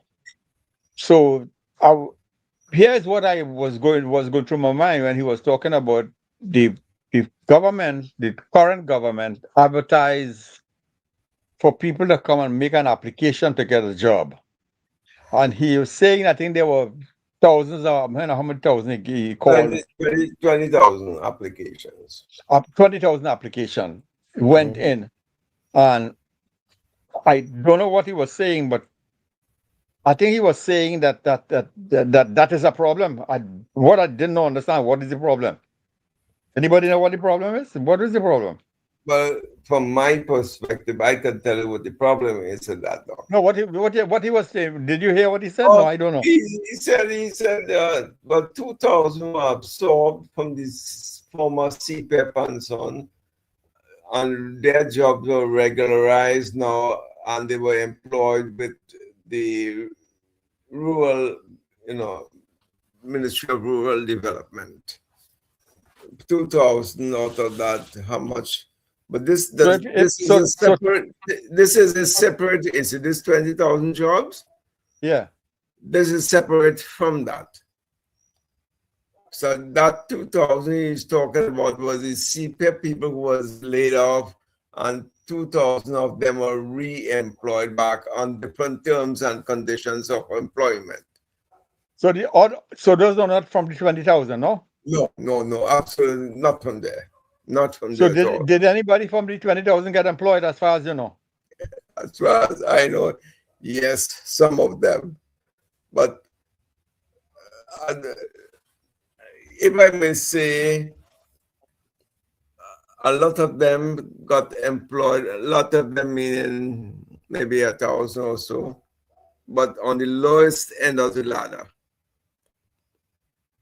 So because if you have 20,000 applications, it means two things. Either these people looking for a job and they don't have one, or they're trying to change jobs. Is also. No, but you see, the Prime Minister did something. She looked at the whole public service, and there were a lot of vacancies, pretty close, like 8,000 or 10,000 vacancies in the establishment. So if a school was supposed to have 400 or 300 teachers, they only had 70 or 120. So when they add up all the vacant positions, which has never been filled, because the government saves money like that by not filling the positions. That's one. So what I'm trying to get out of Richard, and maybe I hope Gary talked to him again. They had to deal with. Because they have to really know what they're saying, because if 20 people apply and you have 12,000 vacancies, it's one of two things: that those people who applied are not qualified to hold the jobs that you have, so that they cannot be employed. So you cannot say that that's a negative. No. Because you cannot match, you have to match your skills with what is against what you're looking for. If they don't have those things, then the 20,000 application is zero, because that is not a negative. That is still a wash, because the wrong people are applying for the right job, or the right people, you cannot get the right people for the right job. So part of a human resource is to make that fit. If it cannot fit, then the 20,000 will still be 20,000. You understand what I'm not hearing this argument being made. I don't know what is in the saying, but I think I was reading something last week, or sometimes somebody talk about how they promised 20,000 job and they get zilch, or they get 1,000, they only employed 1,000, something like that. And so this is not CPEP, you see, because those CPEP people thinking like CPEP, just show up with a shovel in your hand and you're ready to work. because work is do nothing. Sign a register and relax and go when the hour come. So this is not what we're dealing with. We're dealing with that kind of employment that is productive enough so we're getting something in return for what we're giving. It's a give and take. Not like the PNM who do, because that's how they're looking at this, Once a man show up for work, you have to employ him. So 20,000 should have been employed, and they say, that is a good URP. That's a good CPEP. That's how CPEP does work.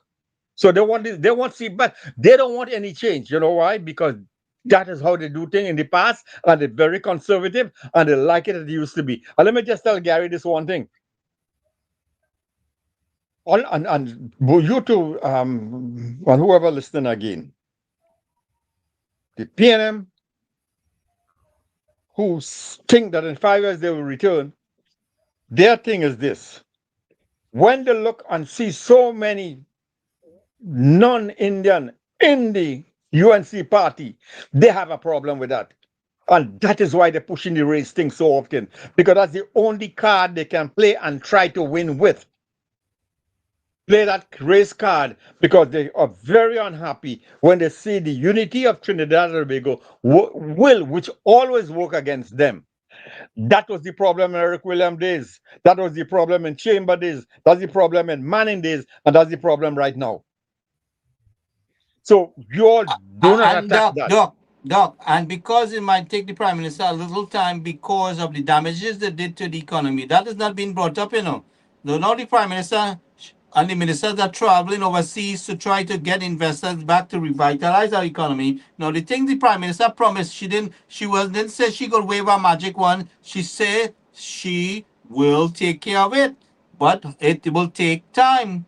Right? Because why will take time? The PNM government destroyed Petrotrin, which was our biggest source of revenue, right? And now, so we have to fix Petrotrin situation. We have to fix the other economic resource that they damaged. Our ministers are out there from Dubai, India, Guyana, you name it. They are traveling. I think I see Dave Tanko in Peru. Recently. So they are doing the work to create that revitalization of our economy, and the business people, the investors are gravitating to our government. They are gravitating to our government. So if you are, that's right, because you are not a PNM, you would say that. But if I'm a PNM, I would say the opposite. That what you're doing, all that you're doing, but you still send home 30,000 people and 40,000. You're only looking for care of yourself and your people. You don't care about we, the people on the ground. That is that. If I was PNM, if I was PNM, and I would say shameless. But I don't want to put the shameless part because I'm a BN. I have plenty of shame, and maybe they don't have. So leave the shameless part out. If I'm a PNM, that's how I'll argue. I would tell my black people, look, all you follow me. Don't follow them. They will not give you nothing. They will only say about their own people. I would make that same argument. So because they are very look, the Calypsonian go use this thing comment. They are very uncomfortable because they don't like when they see Indian and African uniting, because they are behind me. They are supported and part of those original call them 1%ers, but really those are the original. Well, the 1%ers using the poor African people. They're making the mischief, but they're using the poor African people and riding their back. Whatever works, they're going to use politics is like a nasty game. They will use anything. They want to win election the next time around. They are fueling that. Especially when we all can put this back. You all can put this back in motion, and they inherit the kingdom again. Beautiful. Every they run it for 10 years again, and they come UNC come and build again, and then they jump back and they enjoy the next 20 years. Beer Hawaiian, because you build it back and they have nothing to show. Look here, Minister Sturge and Vandana Mohit was giving out money. This disaster relief that was way a few years ago that the people didn't get under the PNM, right? Right. They out there in the constituency giving the disaster relief that should have been given many years ago. Okay? Seen it here? Our government is working. Our prime minister is overseas negotiating. Watch. But that's only in your area, your constituency. You're not doing anything for us in our constituency, No, no, but what should Mr. you know? Gary. They are taking the many. It's happening to many constituency. Look, this is up in Toko San Grande. But watch our prime minister is overseas, and she's there negotiating on behalf of TNT. Look, our Minister of Foreign Affairs. Look, Barry Powderat. You know, and So I mean, there's some more pictures I'll load up, but you know, I'm just saying. So they are out there working. They're working. right. But I not seen that, you know. I seen them taking a trip and supporting a president who's doing wrong things in the world. So I cannot support that. So Regardless you of have, who the you have president is of the United States, our business dealings is with the United States, regardless of who the president is and what he's doing inside or outside the country. His conduct with Trinidad and Tobago is in a different context. Whatever he does with other country has nothing to do with Trinidad and Tobago.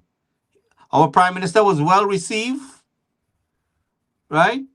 And granted favor, and that is in the benefit. This is the mother seeking interest in feeding her children. That is what she's there. and he like this Kamala, but he don't like the next Kamala. Yeah, he like this Kamala. He loved this Kamala. He like this Kamala. He don't like You the next one. You like the Kamala, the Kamala. Yeah. He Yeah, don't you like the don't Kamala. like, you don't like that one. She found favor in the meanest presidents in the world, right? Yeah. And Trinidad and Tobago is in special favor with the United States. And some of them are so nasty and wicked because they never could have gotten this. All right. Yeah. And our minister of defense has made some agreement with the United States to get more resources, right? Because more resources, he said it there. He had a meeting with them, right? That got look. Here's the picture, right? So he's requesting backup. We are doing the necessary things. So with next year, this year, same time, it's going to be a different. It's going to be a horse of a different color. It's a lot of things going to be in place in comparison to this year, because we're just scratching the surface. Good guy, Dr. Maraj. So let me make this last point on that. You make all the points you want now, man. We I'll have come all back the to time to CARICOM give you. another Go day. ahead. Let Go me ahead. just stick to this.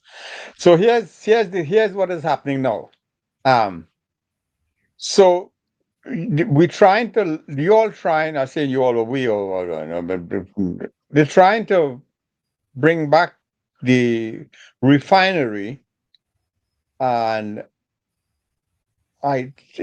tonight, Cement was talking about 100 people being employed to a refinery somewhere in the Virgin Islands. So Yes, it has to be. if and when they bring back this refinery, I hope the OWT will understand that the numbers are going to be smaller than they are accustomed to, and that something can be worked out and they wouldn't get angry and pick up their marbles and go home. Now, I'm saying this to let you know that this price of oil that we're experiencing these days would not go down back until there's some kind of agreement happens in the Middle East. And even then, the price will not go back to $50 or $60 a barrel. When they bring the budget out, I told you all, I was a little comfortable with the $63, I think they put their barrel of oil. No, and I said maybe that they know some things I don't know. Of course, they were not able to predict this, but all the indicators were showing that the price of oil will be lower than $60. So I was happy that they were using 63. Now 63 sounds really, really cheap because it is around 80 and 80 something. 92, yeah, as of yesterday. Right, they hit 90 yesterday morning, Friday morning. This, you get used to it. This will be, as long as this war continues, there is no going back to no 60 anymore. As long and even when like I said, even when the war stops, you're going to still there going to be a new equilibrium. Perhaps it will be maybe in the 60s or the 70s, if and when that will happen again. So right now, by the end of the year, you should be touching on $100. 99% of the analysts who will study these things are betting that it will be $90 on a little bit. Many are going higher, much higher than that, but that is where they expect it to be the end of the year. And the longer this war drags on, because Iraq took about nearly over a year, Iraq to settle something, to get something going. This one will take at least a year or 2 or 3, because this is not going to settle like this. This is not going to be the kind of demands Trump is making and the kind of things that are happening from the other side, because they ain't gonna give up. These are countries that for hundreds of years they're in existence. They have a whole history. You can't wipe them out by overnight and do this wave of a one. That won't happen. So this will be long and drawn out. And here's the point I'm making on this. Because if the price of oil keep on rising, it is not beneficial to you at all whatsoever. Because you have to end up shelling out more money to pay the Americans for the oil. Because if it is because you have nothing to gain from this. You produce a little bit of oil, you might get something, but you have to give it back. You get from the right hand, you give it back to the left hand. Why? Because the oil price is going to go up, the gas is going to go up, the lubrication will go up, everything. So the money, if you had a refinery, you would have been on top of the world. So that alone should tell you this PNM should never come back again. That punishment they put in us through, they should never see the walls of power again. Because there's no, you're happy to see this. And days gone by, you're gonna throw, you're gonna have, you could have wine, woman, song and dance. You could have done all those things, like sailor come ashore, drink and give away, let's be merry. Like Trinidad, give away money, give money Guyana, they give money Jamaica. Everybody want more. How much oil you want? How much money you want? We were the piggy bank for all of them, the cash machine for all of them. So now you're trying to, and again, what you're trying to do really is try to be a cash machine again, so I could give us some more CARICOM. What's the matter with you British people? The higher I climb, the better off you are, because I'll give you something in the interim. Help me, push me up. Don't pull me down, please. Push me up. No, they're pulling you down because they want to be in CARICOM. And you could see the kind of cheapness, the kind of anti-intellectual arguments are being made. They're so 1940s that they're not making a new argument in a new era. And that is why I am angry about these people, because they have caused that country to be down where it is. I don't like government, but I told you, but that's how it is, right? I don't like government doing anything because I know they're lazy and they can't do anything. However, that is not reality in the Caribbean and Trinidad and Tobago. So therefore, I have to live with a government doing so many things, and they can't do nothing effectively. So the price of oil is rising up. You might be clapping, but you're clapping, the next hand will clap back, because you have to pay it back for the American oil distiller, whatever. The oil and the oil and the products of oil that you use in the automobile. I'm talking about the grease and the oil and the gas and the diesel and everything. Everything is going to rise and everything going to go up, and therefore, you are washed. You get nothing. You gain nothing. So you go $140 a barrel. Well, you're in trouble, because you have to shell out so much money that you have to. That is what the recession. Before that recession will happen. So in the midst of recession, you have a war going on. The thing about the war is that Trinidad not to gain from this war, because all the bombs are not made. No, they don't make any armory.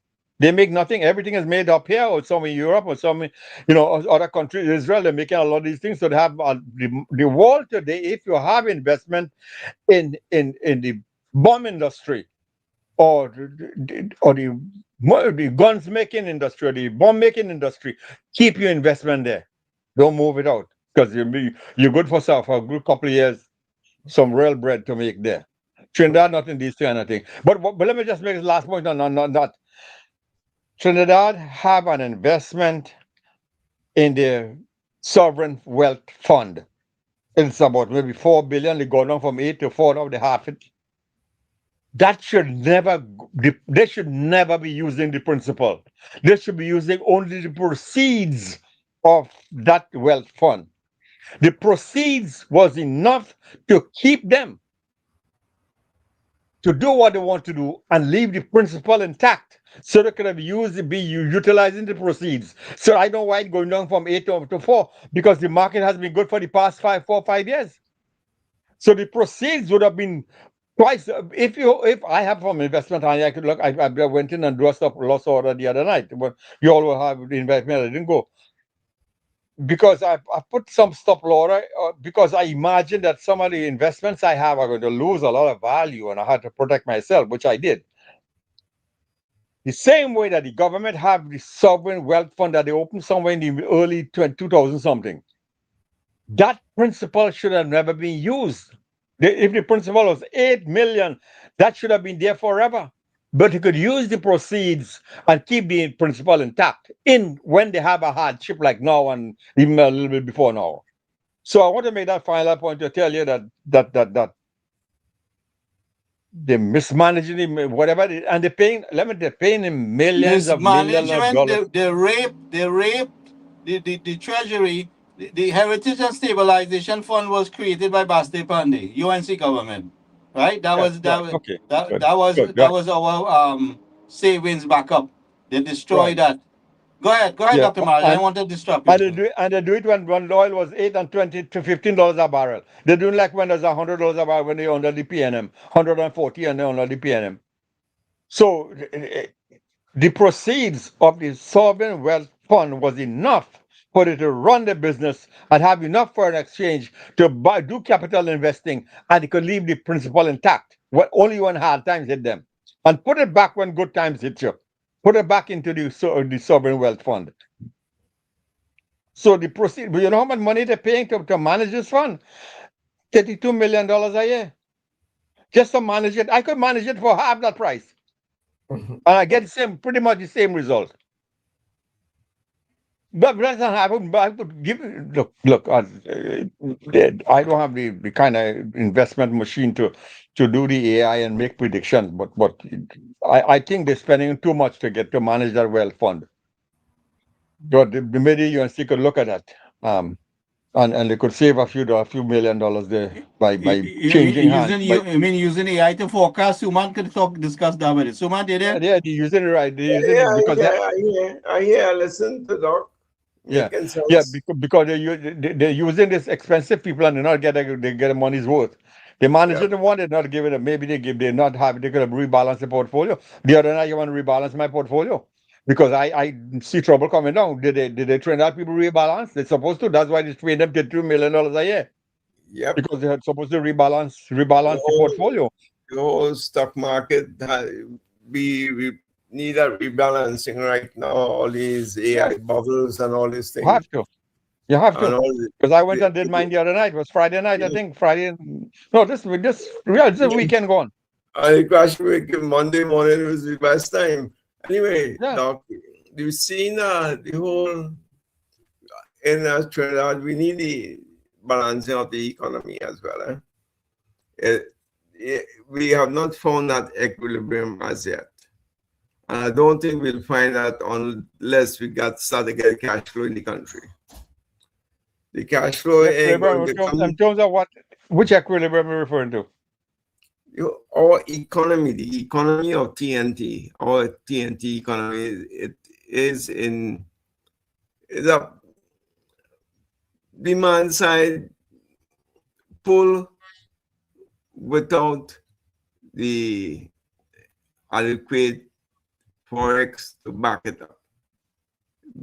This ain't going to be in a state of equilibrium or close to equilibrium. No state really is in equilibrium, but close enough, unless we can start to generate cash flow. When are we going to generate cash flow? Right now, we still a consumerized society. We import still over 90% of our food. Right? So when you look at all these structural things that needs to be done, and the rate at which the systems are being implemented, I think it's going to take more than 5 years to do that, to bring this thing back into some semblance. Because we have projections, yes, but projections are just what it is, projections. One geopolitical issue may come up again in the next 4 years that throws everything out of whack. Nobody predicted that the price of oil going to be $92 yesterday. We couldn't see that. Just one incident in Iran is showing that. No, but you could have seen it 2-3 weeks back. Yes. You could have seen it because as soon as you notice American put in all those ships and battleships, I was telling you all the other day that when they went to the Caribbean and they have them floating in the island, I'm telling you, it costing them, I think I must have, I don't know if I tell you how many million, but it costing them millions and millions of dollars a day to maintain those battleships in the Caribbean. And somebody so they cannot keep that forever. They will have to do something, and they can't pull it back because they go say if you pull it back, they go say you pull it back, you wasted the money. The government will have to replace the president. Luckily, they can't recall before they did. So you could have seen it a month ago. That once they're moving all this battleship down, they start to make some moves because you could have seen something is going to happen. Correct. Geopolitical things can happen in a week or two. A different day we go, who knows, in Yemen after, or they may go into Pakistan after to disarm the nukes. You don't know where they're going to be after. So with this high oil prices, exactly as you're saying, we may earn more, but you also need to pay out more as well. Yeah. You know, we produce 55,000 barrels of oil per day. That's the average right now. Right? We're going to get some more money because the oil price is higher, but we have to also buy. So we end up, it washes out, in short, it washes out. Yeah. What you earn is what you have got to spend back. To buy back the gas and whatever you have to buy. Oil and, refined products and what have you. So Trinidad is in a wash right now. There's no downside, neither there's any upside. Yeah. But this increase in the price of oil. Yeah. Right? So that's my take on it. I don't see it coming back to equilibrium in the short term. No way. It will take a couple of years, unless, as I said, certain things can happen that can expedite it, yes, getting the refinery back on stream in a year rather than 3 years. That can kickstart. The longer it takes, the longer the process takes, the longer it pushes back that equilibrium. The role of the oil field workers trade union in this thing, all they may say, hey, you know what? A lot of my members were employed. Now it's only 150. What's that? What's that? You, the government, need to answer to me. I supported you in the last election. What's going on there? So these things have to be managed carefully, because they will see it that, instead of the labor-intensive nature of that refinery, now it's a high-tech refinery. Because remember, whenever a company comes in, they may care about your level, for they want to look at the efficiency of operation. That is how they maximize their wealth. That's how they maximize their returns on their investment. So, given that, given that scenario, don't expect you're going to have 4,000 and 5,000 people working in the refinery. That is the bygone era. It ain't going to happen like that. And if the unions decide to kick up against it, we may have some instability there. So we all have to look at these things. And if people don't see the realism in it all, meaning that, a lot of people, a lot of Chinese will say, oh, they're making money now. they make now additional demands on the government, right? So we're not in a sweet spot as yet, but we're hoping that it will be. Hopefully, if the talks with the refinery goes well, talks with Guyana, Suriname goes well, talks with the Dragon Gas works out, talk to the Chinese to bring back the oil refinery and so on. Also, with the deep drilling of the Chinese of the northeast coast of Trinidad, if that works out, fine. So there's a lot of things happening. A lot of moving Not forgetting parts. India. Not forgetting India is involved in Yes. in investing No, in assisting in many ways. You know, several so we ways, have that Gary, backup. several ways in that I understand they cut a deal with the US to get some of the Venezuela oil. And if whoever owns the refinery in Trinidad, we are hoping that if the Indian oil company owns oil. You know, India is going to seek, is going to make a strong commitment because I'm sure Trump offer him something into not buying Russian oil. So then that you have the yes, as an alternative. As an alternative, I'm good. They will say, okay, No, I think no, Gary. I think earlier today, this morning, that they grant India a waiver to buy Russian oil. Correct, Well, absolutely correct. that's a temporary negotiation. Why everything is temporary right now? So, but Yeah, but what I'm saying, the wondering- greater value is going to come and source is going to come between Trinidad and Venezuela when they start getting things up in within 2-3 years. So there's going to be a greater buy-in from that region there, you know. So Trinidad, And not forgetting Guyana. Not forgetting Guyana, and so I think some things are popping up in Jamaica too because they're getting ready over there too. But the Dragon deal, they already have the waiver there Dragon also. deal is small, man, compared to everything that's coming in there. So what I'm telling you is Jamaica, Guyana, Suriname, Trinidad and Tobago, and who knows what else will pop up in the region that they may discover. And guess who is managing all of that? The United States. So the onus is on us to be in good terms with the US, regardless of whichever person is the president or whichever person, however they manage their economy or what they do in other parts of the world. We have to look after ourselves, and you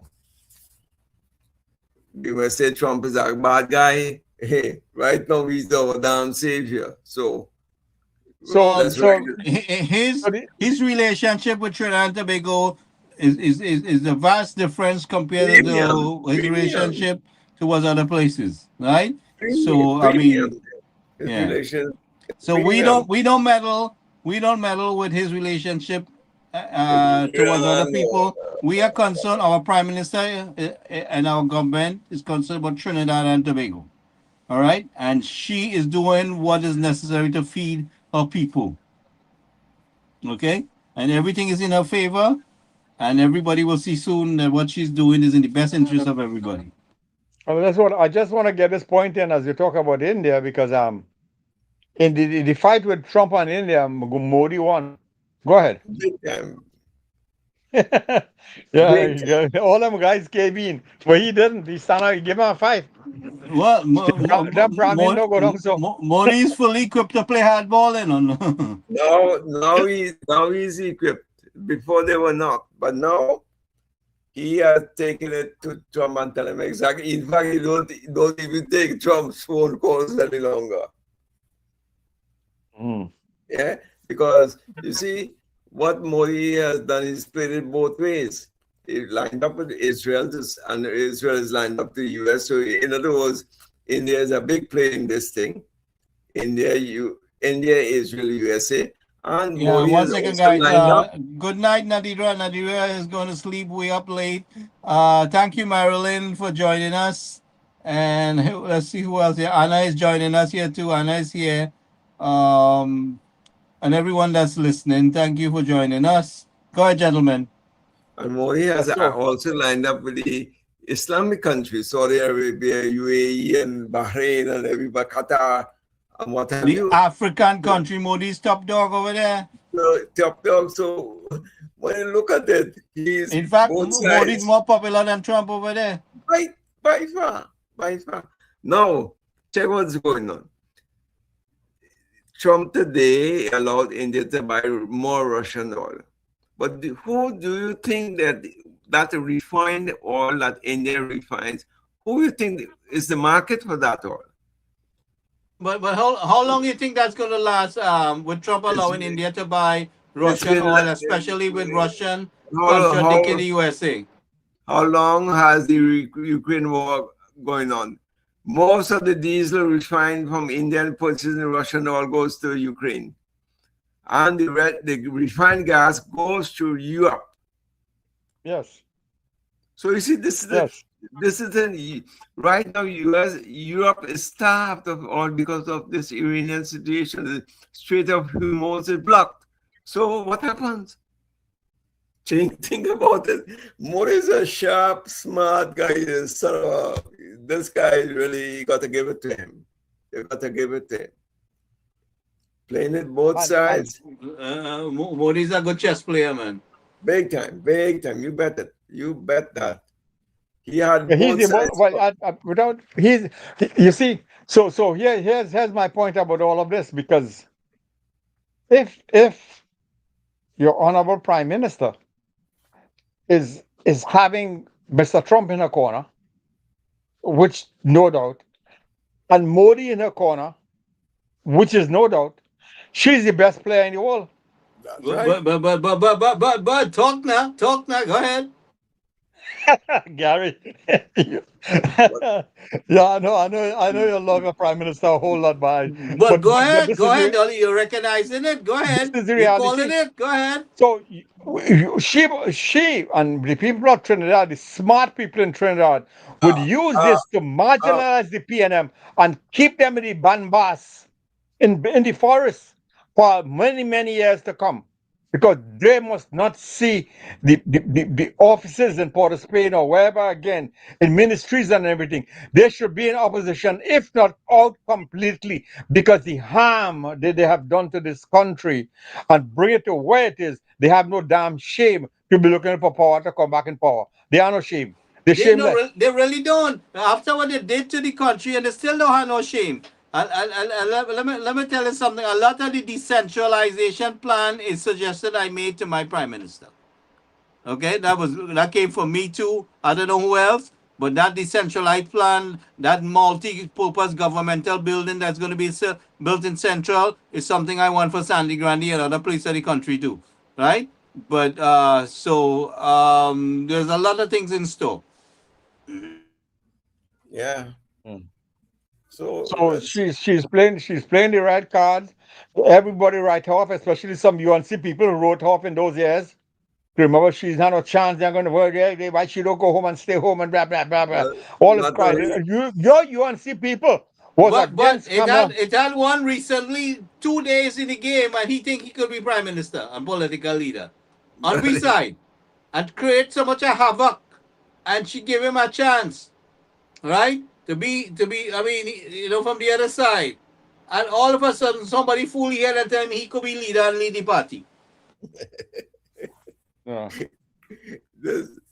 But in all seriousness, I think she's doing the right things. And I hope we are able to convince the rest of the population that this is so. Because one little spark can ignite a fire, especially if it's a race spark, which PNM has always used at an election time. Also, should she, meaning Mrs. Bissessa, come around and get this refinery up and running and get all these arrangements with Guyana, Suriname, Dragon Gas, everything going nicely, and the PNM come and get their hands on government, what do you think is going to happen? As they have always done it in the past. No government No opposition has ever stayed for more than 5 years, except Pandey for a little while. None of them. Whether the country was running smoothly or not, that didn't make a difference. Whether they had money or not, that didn't make a difference. It's just that historically it shows that every 5 years, no opposition can rule for more than 5 years. The PNM has history on their side, big time. So we have to be ultra careful. Doc, I share your arguments on this side that we may do all the nice things, we may do all the right things, we may be able to turn around the economy and so on, we may be able to solve the Forex issue. And after 5 years, all of this comes to naught if the country goes back into a PNM hands. You know,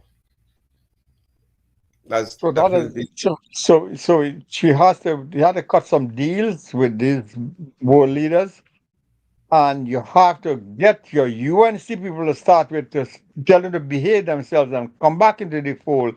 And all those supporters you had in the last election, you want to encourage them to stay with you because the alternative is a million times worse.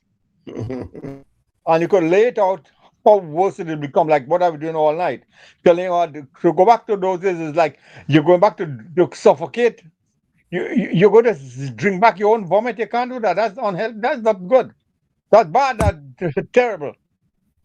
You're going forward only. And let me tell you this also. They're talking about everybody win. When Pandey was, UNC has always been everybody win when they're in power. So don't come and not talk about everybody winning. Everybody win is not no new slogan. It has always been there. It is bring to the fore now. But they Well, were it's doing it it's one a time reminder. when It's Canada a win that reminder. time too. Everybody win that time too. So the good thing about the PNM people is they win both times. They will win when the PNM there, they will win when the UNC there. But the good thing about it is when the UNC there, they have more to get because the UNC growing the economy, they're making Trinidad a better place and a place where it's a real place. It's not a place that we think is a failing country, but it's a forward, progressive country that could take them to higher heights. And that's where you want to go. You can't be living in a country that is going down the hill and all those criminal elements is there because you're a backward country. If you get forward, the criminal will find a corner. You'll get rid of them quickly as you grow the economy, down the criminals. Up the economy, down the criminals. That is what they need to be singing. That sound like that sound like a pressure group in a marching somewhere. Up with the GDP, down with the criminal. And you could sing this chorus all along. Because they have to deal with this crime, and the only people who can deal with it is the UNC and people who sympathetic to the UNC. The other people write them off. They must take a exit and don't ever come back again. Because they're feeling sorry for the criminals, and they're not feeling the real victims are the ones who have to languish with nobody in the corner. And now that's the right. UNC trying to give them a fair deal. Because But that is not right. That is what happened to these people. so you see what has happened in the politics. What's going on? We all know, I'm sure we all believe that whatever the UNC is doing on the crime front is the best for the country. However, then if that is so, why did Zoso was rejected in Parliament? Again, I'm asking, you know what the PNM is branding this as? Stigmatizing the African people, the stigmatizing the constituents of the African-run, the African areas. So Silad, Slaventil, Yeah, Maloney. they so care about the African people that they force the African people to thief in order in Lavantil area to survive, right? They so care about the African people that the African people have to run the streets, right, and beg, borrow, and steal, right, and live in dilapidated conditions in a labas area and sewage flushing up from the ground up straight into their kitchen, which I have seen with my own eyes, right? I've seen with my own eyes. So Okay, I've seen the they, footage. so they is trying to bring that to the national table. And that is why Zoso was rejected. In addition, they had 9 independents, or shall I say, so-called independents, who voted with the PNM to make sure that it was rejected. And after the 9 independents, I think there was 1 Indian out of those 9. So you see how much the race card plays in all of this. An important legislation like this also was rejected, basically because of race, because they're telling you you're stigmatizing my constituents, man. You can't talk to black people like that. You can't. So because the recipients, and they are aware of this, most of the crimes are done by these young blacks. So by bringing in those, you're going against the grain. Forget the people who suffered, who was the sufferers of home invasion. You are stigmatizing young black people. But to them, that is the point. You know, and when you get the parliament to reject that legislation, it goes to tell you how the thinking is. You know, and among those who voted, the 9 independents, you only have how much opposition members, how much, 12 or something like that, 50, 18, 19, 18. So you see, I'm really scared about this thing after the next 5 years, unless the UNC really get their act together. They really need Well, to... it's not a matter of getting the act together, Suman. It's just because there's so much to do. So, but we're doing it. We are doing it. We are laying the foundation. Next year, this time around, you're going to see different things happening because But that we is will be win putting. election, Gary. You see, this is what I'm saying. They did that in 2010 to 2015. A lot of things, a lot of good things, a lot of progress was made. But still, they end up losing the election in 2015. Because of what? Race. That SOE that they had when some of the guys was arrested and they tried to spin the case. Well, obviously, we know some evidence was destroyed. But who arrested the African guys? Not African police? Yeah, but they don't see it like that. They see it as a UNC thing. But they always cast the blame on UNC. You have to understand that, you know, no matter how much good they were saying, go ahead. They were saying the Indian government. The Indian lady. Although we don't like that Indian lady. That Indian lady is against young African male. With that Indian lady is discriminating against us. Look at the amount of houses that are given to the NHA families. Most of them are Africans, but they wouldn't say that. The press, you don't see these things in the press. You know, what about all these schools that were neglected? Now they're, you know, how many millions of dollars pumped down the drain.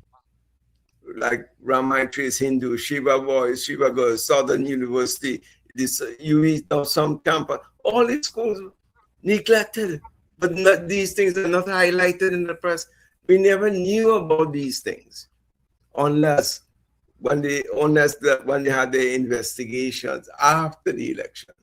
So you see, Suman, so here's where you have to couch this argument carefully, because you know what they're coming with. You know what the strengths are. Yeah. So you see when you talk about they have the campus in Debe and they have this and that and have this. So you know how those PNM diehards are thinking? I will not say every PNM because they are floating PNM, but the diehards, you know what they're thinking? That instead of spending it there, I would have gotten more in my constituency. So that is affecting them because you're doing a wrong thing in their eyes. Because you're bringing up the whole country, and we don't want that. We only want us, our constituency. Where we vote, bring it there, don't send it there. So you want to have, I think you call it just now, somewhere in Debe, mentioned somewhere, some Ramaitre or somewhere. You want to help those people down into South Oropoch? No. Don't you? If you give them, I will get less over here. So therefore, That's give right. me. Therefore, I don't like you as the Yeah. UNC. That's what the Correct. UNC is doing. They're taking And over from me and giving those people. Those people yeah, supposed to get nothing, and I'm supposed to get everything. that's right. So that's That is why the argument. That is you what. That see, is what we're trying to kill. And and you we see, could do it. We could do it politely by telling them, no, we are all Trinidad people. We all pay taxes. Each of us needs to get. You get in, yes, be happy. Let them get some too, and let's all be happy. That is the okay, message the UNC have to send. look and see, Doc. There's a housing crisis all over Trinidad and Tobago, all over Trinidad and Tobago, right? Have you seen any NHA development yet in any Indian areas or Indian constituencies? Or Any opposition constituency, the original opposition, in the any of original, those people who voted the other way, yeah. how many of them? So you see, If they're doing that, they're doing it at the marginal constituencies, so they yes. could twist in their favor. Now you talk strategy. Look at the Right. marginals, the people Cheap dog, donkey logic. Cheap That's dog logic. That man, donkey logic. see, you have to beat them with their own whip. Right. As I was- That's right. That is it. You have to beat them Except, with their own whip. except we must not use the race card because that's what they want you to Never, use. That is never. their strength. Keep them with Yeah. their strength. Racism is their strength. Let We're them not in talk. that. Let them talk on that. Let them keep on talking. Right. The rest. Right. On And the a people will see in- the Trinidad majority of honest people, which is the majority of Trinidad, they would see this. Correct. And they will That's see right. that That is the message. That's the way to argue with someone. That's the way to carry the message. and they will see that whatever in the long run you will see is what they're doing is good for the country. But for listen, the- you have a prime minister that wants to give you more than a CPEP walk, right? You have a prime minister that's trying to create a future for you, your children, and your grandchildren, provide you with better health care, provide you with a safer community, right? Gary, PNM has a Gary, proven record for total failure Yes. and chaos, But Gary, right? she did that the last time around and she still lost the election. Well, I guess some of them realized that because they see how they came up. We didn't have to force them, you know. No, so you see, your approach has to be different. There'll be a very structured Yeah. in your You approach. have to do a little more. Something more is Little Yeah, required. well, we just getting started. We just scratching the surface. But let me tell you, there's a lot of things you guys ain't seen it, but there's a lot of work being done. Lot of work being done. Yeah, it's not for me to see, it's for them to see. For me, Yeah, it's but all they're right. saying, but yeah. So but Remember, I always tell you, Gary, that PNM has broken all the damn systems in the ministries, every single system yes, that was yeah. been But broken. our people is putting down some work. But They are working very hard. It's going to take you years to bring these systems back. Years. When you add it up, is more than 5 years to bring the thing back into a state of normalcy. And by the time that comes, one less spark could ignite the fire. And you lost that election because we did the same correct things last time around. The last time around, 105 schools, how many health centers, blah, blah, blah, hospitals, everything much more efficient. But why then, if you did all these things, why did you lose the election? So there's something more. There's something more in that than delivery of services. You know, there's something more, and it has Well, to. the political part, we will have to get that going. But right now, we're trying. Listen, we got mouths to feed. We got some more hungry people than we got money, and you know, understand what I mean? So I mean, because I deal with some of that. You know what I mean? I have to deal with some of that. So we deal with some of that right now. yeah, I mean, you guys know how much calls that is get about food and this one have food and I want to have food and this and that and the other, right? Yeah. So there's a lot of work, and one thing I'm really sad about, and to be honest with you, is the UNC PR and communication. but the thing about it, I have no funding on my end here to help that. If I had the funding, I could have helped. But You know, I mean, in all the attempts, no much people was willing to come forward. So I mean, Doc and I made the point.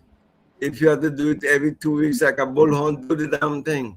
Get there. Your message has to get out to the public to let them know what you are doing. You, meaning UNC, is doing to resurrect and bring this country back. You have to go toe to toe, like it's a boxing match. You know, Muhammad Ali and Joe Frazier. It's about toe to toe. PNM is their social media marketing is up the market, man. I look at it, I see what they're doing. It's a strategy they're using. Thank God the president who is running their social media, she resigned about 2 weeks ago. I told her that, Gary, she resigned. So, but our PR and communication team, I think, is very weak. That UNC communication team is very weak in that they will probably wait at the end of a quarter or the end of the year to tell the people all the good things that I have done. yeah. Nothing So man, wrong with that. we will discuss these things off here. You know, I mean, we will deal with these things off here. Nothing All right? wrong with that. I was making it for the doc. Yeah. No. I mean, a lot of we're going to put some things in place, but like the government is doing. They have to. Yeah, they're doing everything possible to drive to revitalize our economy, make sure our people eat, and they will see that happening. Yeah. Don't forget, we on tonight, on tomorrow night with Ken. I don't know you guys want to come in. I have Rodney will come back in because he's going to give us a little description of what's taking place in Lab until West there with the infrastructure and things like that. And so Rodney, just take a brief jump in here to let us know show us what's happening with the football down there and how the people are trying. So they need some help out there. And these are things that we're trying to help Rodney out there with also. So we're going to be broadcasting some of the things that they are attempting to do in their community. Nice. Yeah. Well, let's call it a night, Barry. Dr. Maraj? Yeah. You on board with us tomorrow night? You have time? Depending on what you're talking about. If you're talking about those things, I may not be. Because the engineering thing, I have much to say. Well, we're talking flood mitigation and things like that, but you could still be on I could board. pop in a little bit. I could pop in and I could pop out back if I had nothing to say. Well, you could listen. Yeah, I mean, nobody's stopping you from being here. So, all right. Sure. So tomorrow night, we're doing it. We're going live again, and so we'll wrap up here now. And if anything else you guys want to add on, Suman, Dr. Maraj? Tomorrow night the time will be the same for everybody. Yeah. Correct. Daylight saving time kicks in. Yep. Okay, guys. Good talking to you tonight. All right, take care. Good night, everybody. Okay.